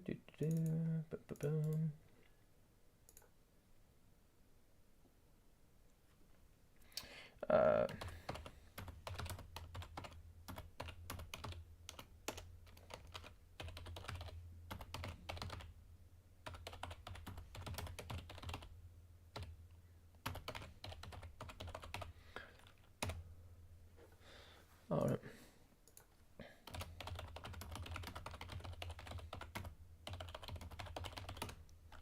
All right, there we go. So one play to even star. He is going to be the victor today and going to bed with a well-earned rest. First map is the Chilled Flow. Oh, pardon me. The Chill Flow. All right, so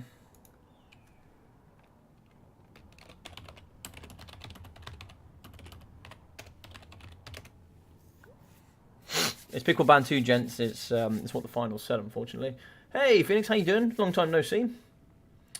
I still take Doomball there. Taurox, fire damage, makes him a bit liability. Yeah, for sure. Yeah, for sure. Against, like, Dowie, High Elves, I think that, yeah, I think there's a lot of, with him doing fire damage, there's certainly a lot that, there's certainly a lot of liability that he brings to the matchup, for sure. You know, I think people like Tyrion and stuff could just absolutely butter the bread of him, because he's got, like, what, base 45 magic resistance, and if you take, like, cool.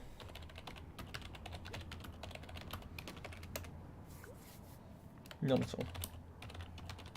Not at all. Yeah, sadly, this whole matchup was a little bit weird, where we did 95% of the tournament with pick 2, ban none, and then the final was meant to be pick 1, ban 2. Yeah, I'm not really too sure. But this looks to be Beastman Chaos, which is probably what I expected. What was it? It was probably Beastman Brett. Okay, Beastman Brett. Interesting. Beastman Brett. Dowie is where I would go. Yeah, Dowie is pretty tough. I think people underrate the Dwarven matchup against the Beastmen. It's a pretty tough one if you're not experienced as the Beastmen, which I feel like most people aren't, because there aren't so many Dwarven players at the moment.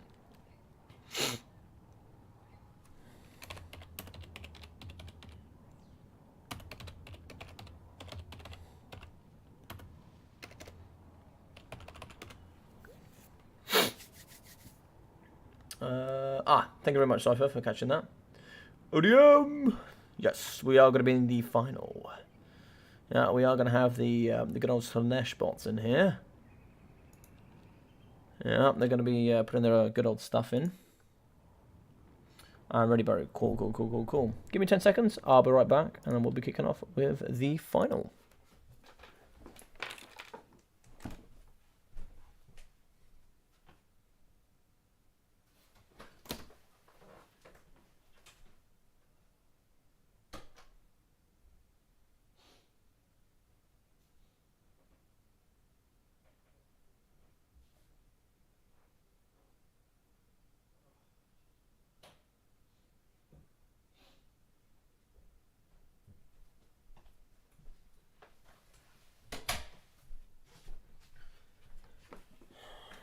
Alrighty, let's get this on the road.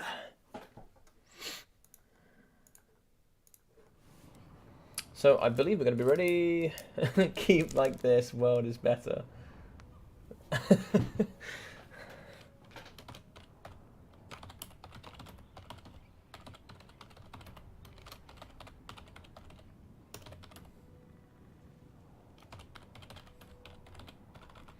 All right, so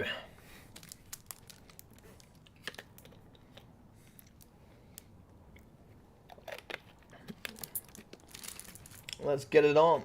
Oh baby. Yeah, I think I don't know. I'm interested to know what you guys think. Do you like the Doom Bull?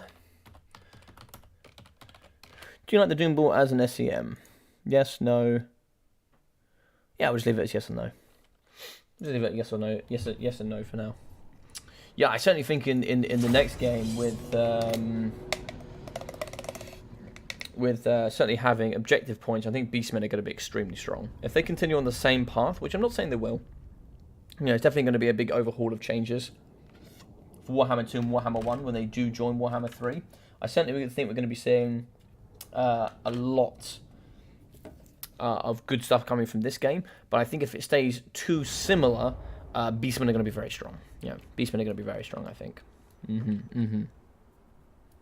Hello, what did you miss? Well, my friend, you missed one semi-final, you missed the grand final of Even Star up against Dr. Jellyfish, and luckily for you, you've just joined in for the bronze final with Mr. AC Maiden from ODM going up against the green one, which is another ODM big player. The green one was actually in my final yesterday as well, actually. So the man is certainly going strong here in the multiplayer scene.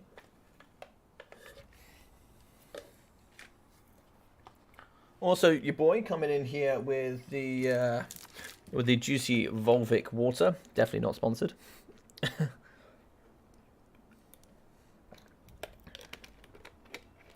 Wood Elves and Skaven are going to be terrifying. It depends. It depends. It depends if they stay the same. It depends if they stay the same. I feel like some things are certainly going to get shifted around. I think it's tough to say. My main thing is that there's two things, right? If things do stay the same, then there are certain factions that will be terrifying. But I can almost 99% guess that there are going to be changes. And if there's going to be changes, considering the way the game runs with the changes that have happened in Warhammer 3, you can't predict anything. You can't predict anything. I would say whatever you know about Warhammer 2 and Warhammer 1, forget about it, because Warhammer 3 is so different. It is so different. It's just incredibly different. I like to play, to watch, to strategize. It's just incredibly different. Like you can't even comprehend what might happen with Warhammer 2 factions, or even Warhammer 1 factions for that matter. Like, yeah, it's gonna be so different and so weird. Ah, yes, thank you very much, Mr. Hannadins. Thank you very much. Yes, I will stupidly forget these score sheets. So it was a 3-0 win there for Mr. Evenstar. There's going to be green one on one side here on the right, so let's get that changed. See, green one. Oui, oui. Actually, I believe he's Spanish, so CC. Could be wrong there, actually. Could be wrong.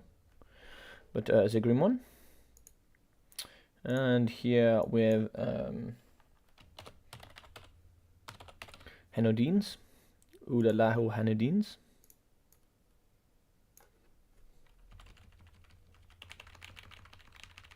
Look at that. Technology mastery right there. You just saw it all. You just saw it all. Aha, thank you, thank you. Evenstar beat them without even playing. What a chat. I know, 100%. Evenstar got the big 3 dubskis. Got the 3 big dubskis. The man, the myth, the legend came in absolutely swinging. Absolutely swinging. Joseph Alfano, I think it's safe to say unless they release some spicy factions, I'll continue to play High Elves and Dark Elves. Wait, I am playing. Oh, did I put Hanadins? Oh, I'm an idiot. Sorry, Maiden.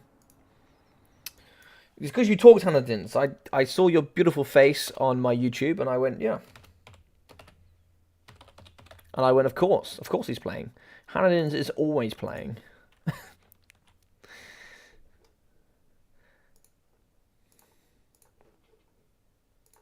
I was like, of course. Go Hanadins, you replace him. go Hanadins. Oh, dearie me. I think these boys are struggling. Let's have a little look. Yeah, I can't see anything from them. No units, no. Yeah. AC Maiden has dropped from the game. No! Quick skip! Right, we'll just do same factions. Oh, that's pretty interesting. Pretty interesting indeed.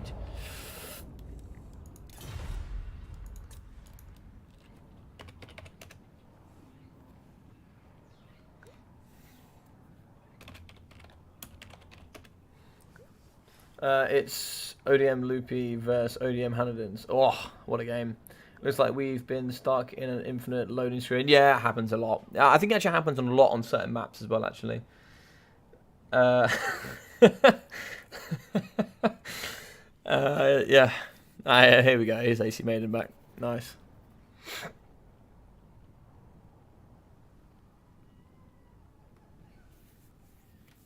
All right. He's much really overpowered.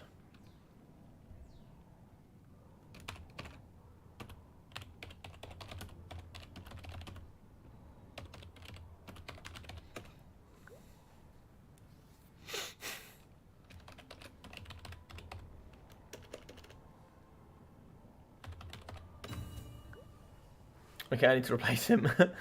Mirror Norska incoming. No! Don't you dare send any more mirrors my way. It's ODM Loopy versus ODM Hanadins. Yes. Oh, that would, yeah, I saw that. I think, yeah, that'd be a good game. So Beastman coming in with the very strategical DDoS play. Fingers crossed. Yeah, I hope so.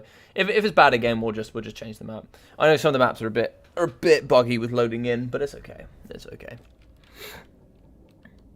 It's okay.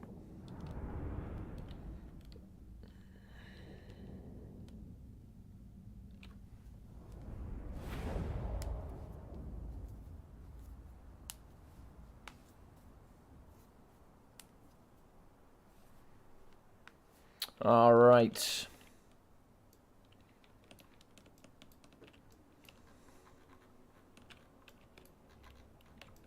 It's not looking excellent so far. It's not where I'd want it to be. Hanadins really wants to play, so he's hacking AC Maiden. Yeah, coming in with a straight DDoS. Ah! Yes, we're in. We're in the second loading phase. Ooh la la. Ooh la la. Oh, be careful, everybody. I can see my top right, Mr. DVD Captain Morgan is online. That man is an absolute slayer. So we have Centaurs here in the middle. That's like 1, 2, 3, 4 units. Backed up here by the Grokus of the Wolf's Run. Very nice unit indeed. We are going to have Ungors, and Ungors. Backed up here by Tuskors, the Brave Shaman of Wild with just the Traitor Kin. On a chariot, but not going to be coming here with the Jagged Dagger. The Butchers of Kalkankard here alongside a Gorbord, Taurox, and 1 Manticore. Yeah, pretty good. Pretty good stuff. Pretty good stuff indeed. So, we are going to have Broader Horsemen, Broader Horse Masters, and Broader Horsemen, and the same on the other side. It's going to be the classic 6 Skirmish Cavalry here with the Chaos Marauders in the front line, pretty cheap and cheerful. Double Forsaken here with the Dragon Ogres, here with the Double Manticores, and also Archaon the Ever-Chosen. So we're not going to be here with the Double Exalted Heroes. We're going to uptrade that for Dragon Ogres instead. Interesting. Now, of course, here it's going to be a little bit of a fight for the Apex. Try and see if we can get on top there and dominate. If we can, should be pretty interesting. Ooh, interesting stuff here going on in the front. Yeah, should be pretty good here. Looks like boys are coming forward. See, the green one's got the stuff. Let's see if he's got the stuff to do this. He might do. He might do. Not entirely sure. A Beastman rush certainly needs to happen here. 6 Skirmish Cavalry is going to be pretty painful for the Beastmen. Not going to be having too many throwing axes. Centaurs might be able to get in. No poison here on this side, so, you know, Centaurs could do the good work. But the Grokus are quite nice. They do actually have good throwing axe poisons as well, so, you know, the slows can be pretty gorgeous indeed.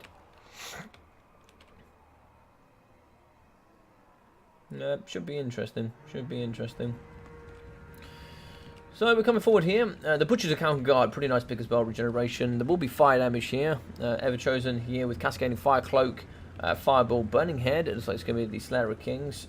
And Frenzy with Stand Your Ground. Kindle Flame as well. I think Stand Your Ground, yeah, take it or leave it. It's pretty decent. If you come in Cascading Fire Cloak, I don't think you need it. It is decent, but it's only 16 seconds. I don't know. I go back and forward, whether I like it, whether I don't like it. Butcher the Captain Guard, they do a Silver Shield, so 55% negation, but you do have to be careful. Bad Boys coming in on the side. Centaurs could certainly push out here and do the good work. We will get some kite, but I don't know if 3 speed would be enough to catch up. Possibly. Maybe not. There's going to be a bit of a kite fest here in the front. Yeah, looks like here, throwing javelins coming in on the side here, throwing javelins at the front, coming up against the Centaurs. They certainly come around the side. So it's going to be a bit of scoot and shoot here coming in from Maiden. I know that I think kiting is definitely not his preferred style of gameplay. He certainly can play, you know, of course, like, you know, any good ODM player can play pretty well here with the old scoot and shoot, but good rotation. But I think here he can do okay, but I definitely know it's not his preferred. This here is a bold strategy cotton. I don't know what's going on here. Yeah, that is asking for one of those for sure. We are going to be seeing a Burning Head coming through. Yeah, I don't know what happened there with the green one. I know it's late for him. But that there was something for sure. Going to take a little bit of punishment there on the Ungor Spearman. That's probably actually not worth it on the mana for Burning Head. Looks like going to be 8 mana there for maybe a quarter of an Ungor Spearhead. Maybe. It's not that great. Moving forward here, we are going to see the Marauder Horsemen now fighting here up against Centaurs. A little bit of lapse in micro there coming out of AC Maiden. We are going to see a bit of a rear charge, or sorry, a bit of a retreat here coming in from the Marauder Horsemen and Horsemasters. Horsemasters will hold, but Horsemen certainly will struggle. I think it's only going to be 2 Marauder Horsemasters. Horsemasters can do okay into Centaurs. Not brilliant, but they can do okay. Looks like here it's going to be an Overcast Traitor Kin in the middle. It is going to be indeed. Stand Your Ground has been activated. That's going to be catching Archaon as well as Dragon Ogres, Forsaken, and now also the Chaos Ray Manticore in. Looks like going to be trying to goon here. Manticore is going to get broken and rampaged. So we're going to be losing control there in the middle. Torok's going here up against the big man here. Archaon the Everchosen, with the brass body elevated, will stand absolutely 0 chance. He just needs to get out. You need to bait that brass body and then try and come back in the later stages. In this fight, 40% damage resistance, 24 melee defense. Good luck. Good luck. I wish you luck there with 130 armor. Burning Head through the middle, that's going to catch some of the Ungor Spearmen. It's not going to do too much damage here against the Butchers of Calcan Guard. With obviously Fire Weakness, you will see a little bit more, but it's not. I don't know if it's worth it. But you are going to delete a lot of the Spearmen, which is, you know, certainly a good start. Archaon is really suffering, down to 1,270 HP. Manticore is going to be in chase. He just needs to get out.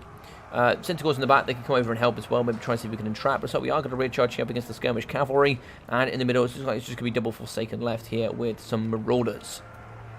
Marauders here fighting on the side. They will be Ungor Spearheads, but here we're throwing axes and javelins coming in. Yeah, these Spearmen are certainly going to struggle. So 3 of the Skirmish Cav in the back are down. In the middle here we have Archaon alongside a unit of Chaos Marauders. Archaon has no really cool home. This could be a bit of a mistake though. We could get onto the Brave Shaman here with Archaon. Archaon could come in. It's going to be an overcast there on the Brave Shaman. I think that was the perfect opportunity to actually kill here on top of the Brave Shaman. Is that going to be damage here in the middle? I think that was damage here. It is going to be damage on the Forsaken in the middle here up against the Skirmish Cavalry. We are going to kill a lot here of the Ungors, but Balance of Power is so far ahead because Archaon is absolutely smashed here in the pocket. He's down to 950 HP.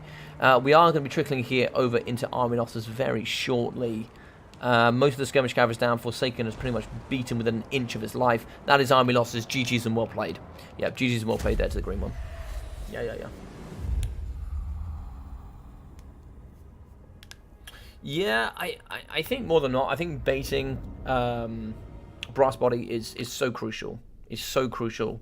Because if you bait that, it takes him such a long time to get it back, and then you can get in, Slayer of Kings, just butcher the face off of the big ball, for sure. And what you can do to pop it is you can pop Cascading Fire Cloak. So you might get 1 or 2 big pops in with some good armor piercing, and you know you'll bait that out there, and then you'll have some good melee defense to negate a lot of the incoming damage. But Archaon just got gooned. Ghoul Ball 685, 1,680 there for Torox, 1.5k for the Brave Shaman, and you just can't outblob Beastmen because of this spell. 910 there for Archaon, 270, 70, 280, and 200 there for the Marauders, with 670 and 300 for the Forsaken. 240, 280, 280, and 200 there for the Marauder Horsemen, with 760 and 360 there for the Marauder Horsemasters. 385 and 270 there from the Chaos Ray Manticores, with 817 for the Dragon Ogres. So 530, 870, 850, and 0 for the Centaurs. Yeah, just very, very good. Very, very good cavalry indeed. With 166 there from the Grog Hooves. Got 480 there for the Tuscarora Chariots, with the Mantor coming in at 750 and 1,365 there. 65, 56 from the Butchers of Kalkengard, which I think is a nice compromise. You know, of course, you're not going to come in here. You could drop the Gorbel and go with a Butcher of Kalkengard and then, you know, pick up a second Manticore. But, you know, it's kind of up to you. It's kind of up to you, really. I think the Gorbel just synergizes so well with Taurox, indeed. Yeah, interesting stuff. Yeah, GG's to the green one. GG's to the green one. Looks like it's going to be Pillar. Ula de Pilar. De Pilar Oborn. Yeah, so we're on the bone zone. So going here with the green one. He's going to be taking the lead here. 1-0 for him.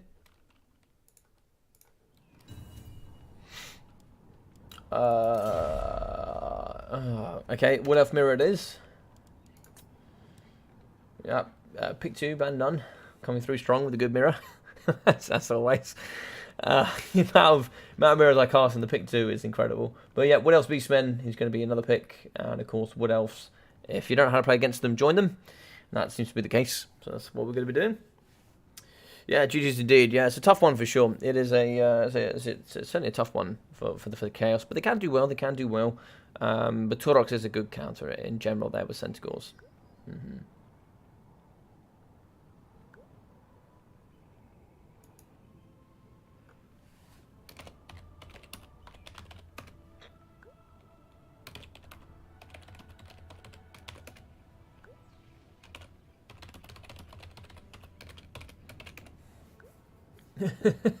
We got this, guys. We got this.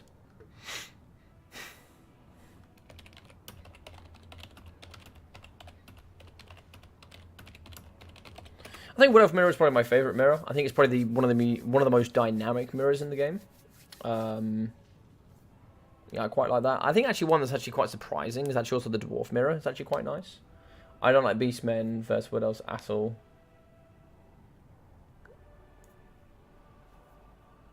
Yeah, I think the Wood Elf Mirror with mobility and etc. is quite an interesting one. It's quite an interesting one.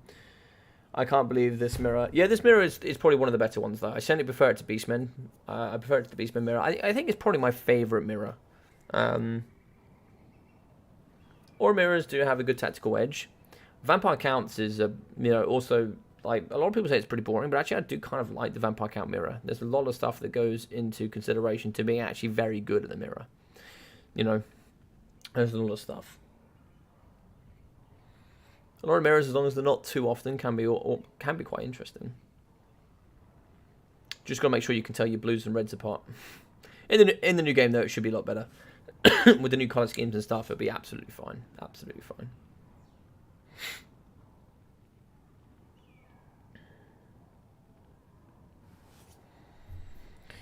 Alrighty.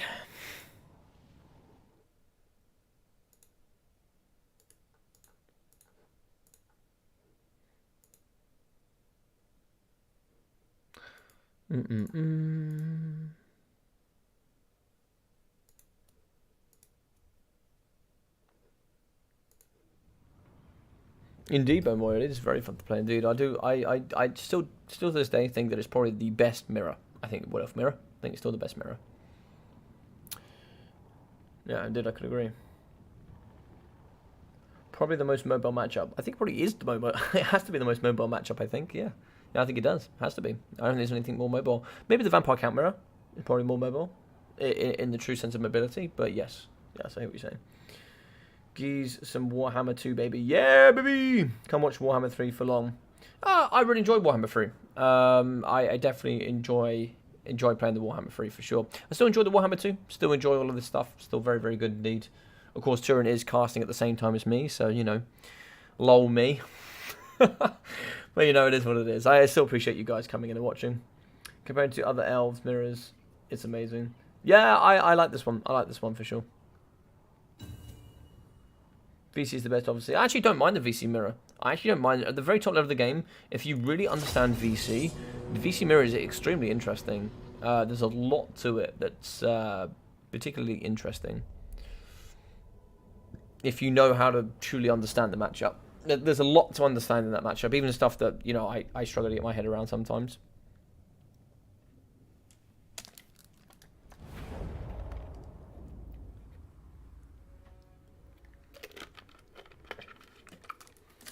Alrighty, so on the Bone Zone, let's get it on. So for the question that I asked all of you, so pretty 50-50 actually, yes and no. So should the Doom Ball be SEM? Half of you said yes, half of you said no.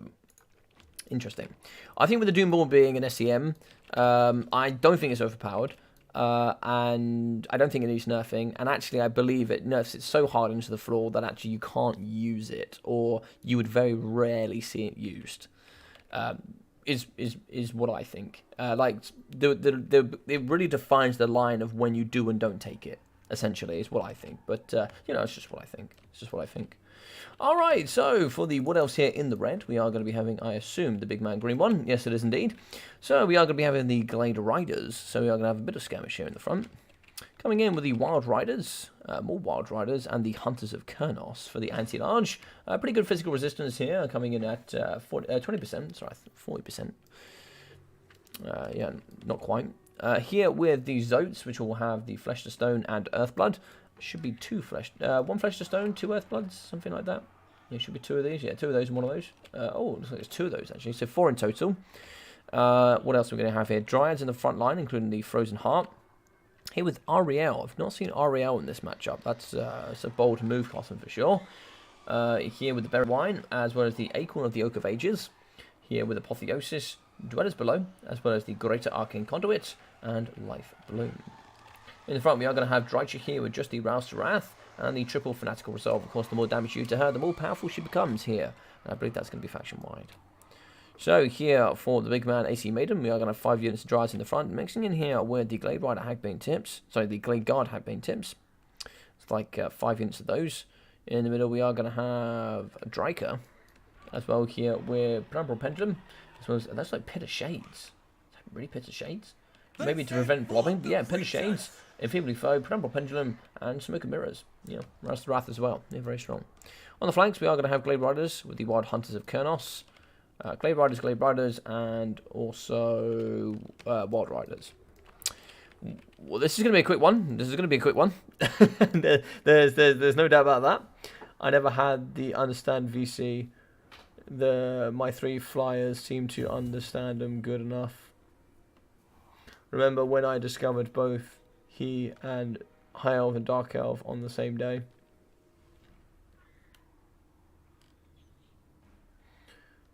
Two is larger than 3. What I seen so far. Not too sure what you mean by that, mate. Right, so we're going to be in there. There's going to be immediate shooting here from the front line. You can see an absolute melee of mash here going on in the middle. Wild Hunters going to charge up against infantry, but now they're going to get counter-charged here by the green one. That's certainly going to be a big win from the green one there in the front. We are going to get a summon immediately to pressure here on the back with the Hagbane Tips. It's going to be shooting in the frontier, scooting as well, Dryads in as well as the Wild Riders here from the green one. Maybe a bit of a misplay there. Certainly we'll be seeing those going around the outside, doing some work here up against the Hagbane Tips. Dryads are going to be protecting on the flanks here for AC Maiden, and AC Maiden has forgot all about his cavalry on the right-hand flank. Cavalry in the middle here, the Glade Riders could do some nice work. It is going to be a Pit of Shades. No, it's going to be Dwellers Below here in the middle. That is going to catch a lot of damage here on the Dryads and the Wild Riders of the green one. Actually, no, that shouldn't be the case. That actually should be coming in here from the green one, so that should be doing more damage up against the Dryads, but actually looks like it's going to be finishing off a lot of his infantry there and the cavalry. Hagbane Tips going to shut down here by the malevolent Dryads. We're going to move them through with Terra and Alariel here up against the Glade Guard. And Wild Hunters are going to charge through and try and find a good, juicy target. On the left-hand side here, we are going to see the skirmish with the Glade Riders as they shoot here up against the Wild Hunters. We're actually going to get an Apotheosis here by the green one, charging after the Glade Riders.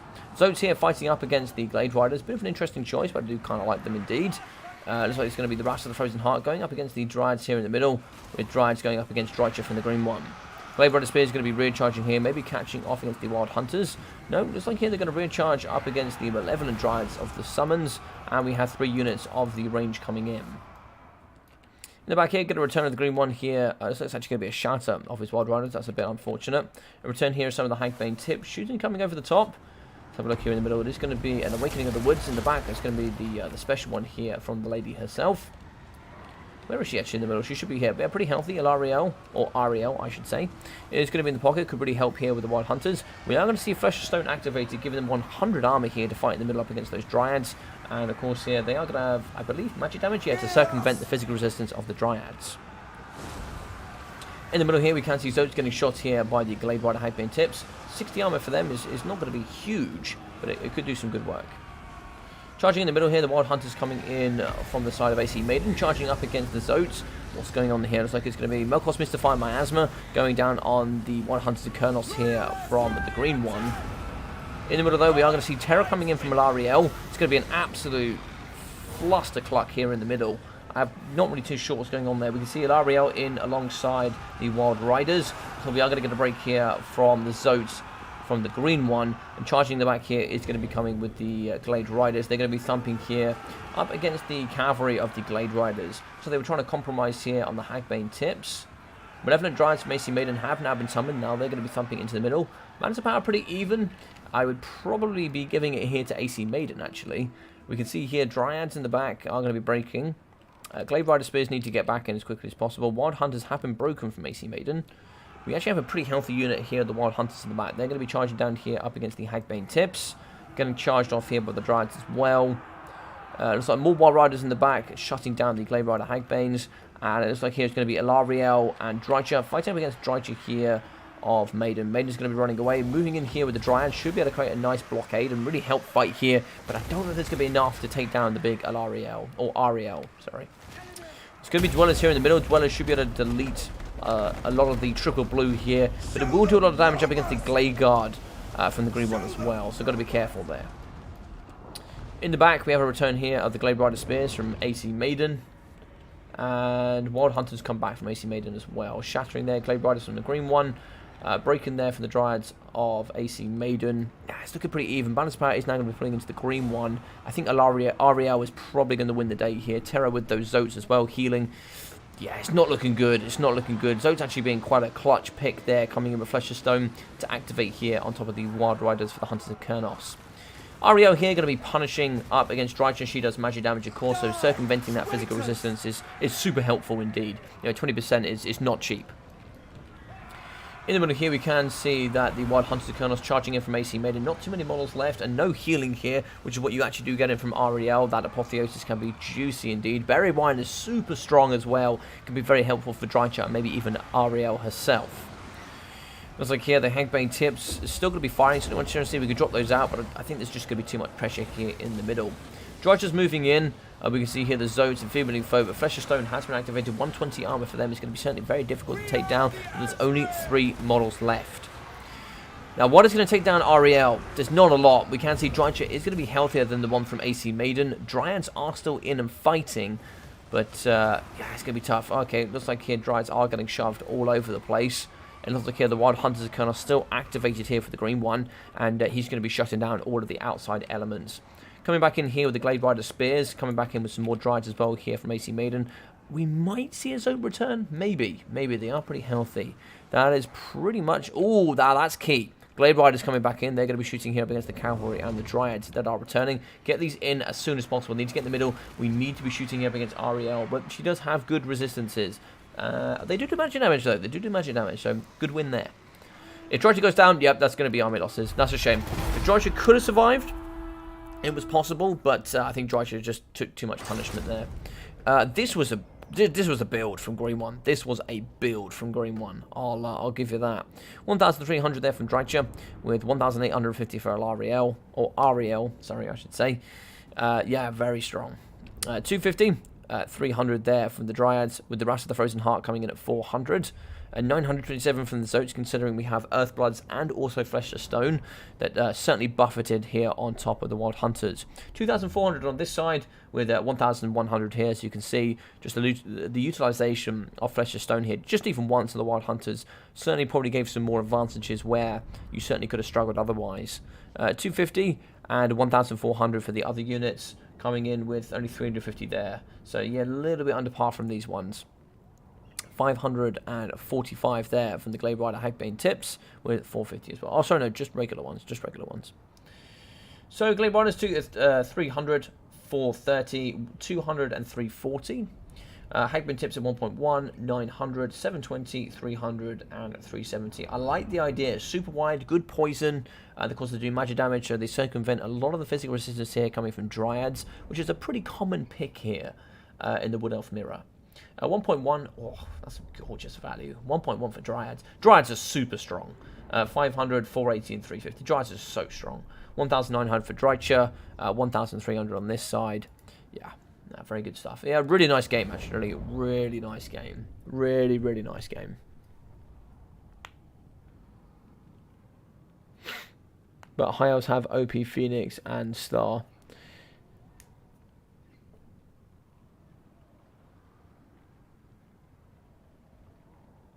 OP. I don't know if it's OP, but I think it's strong. I think the I think the Phoenixes are strong. Yeah, I think the Phoenixes are strong from the High Elves for sure. I don't think they're OP, but I think they're strong. Yeah, for sure, I would say that.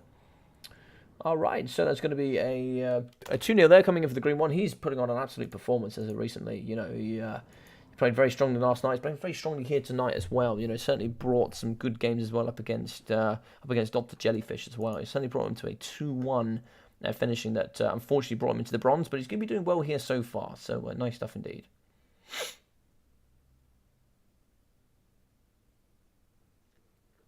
Let's go here.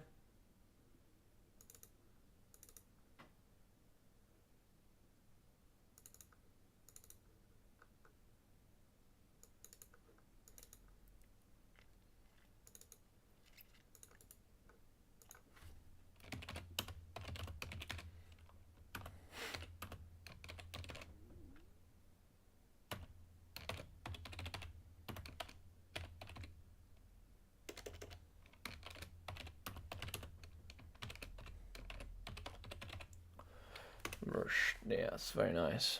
Alrighty. Okay, so that's going to be it. So it's just going to be best of 3.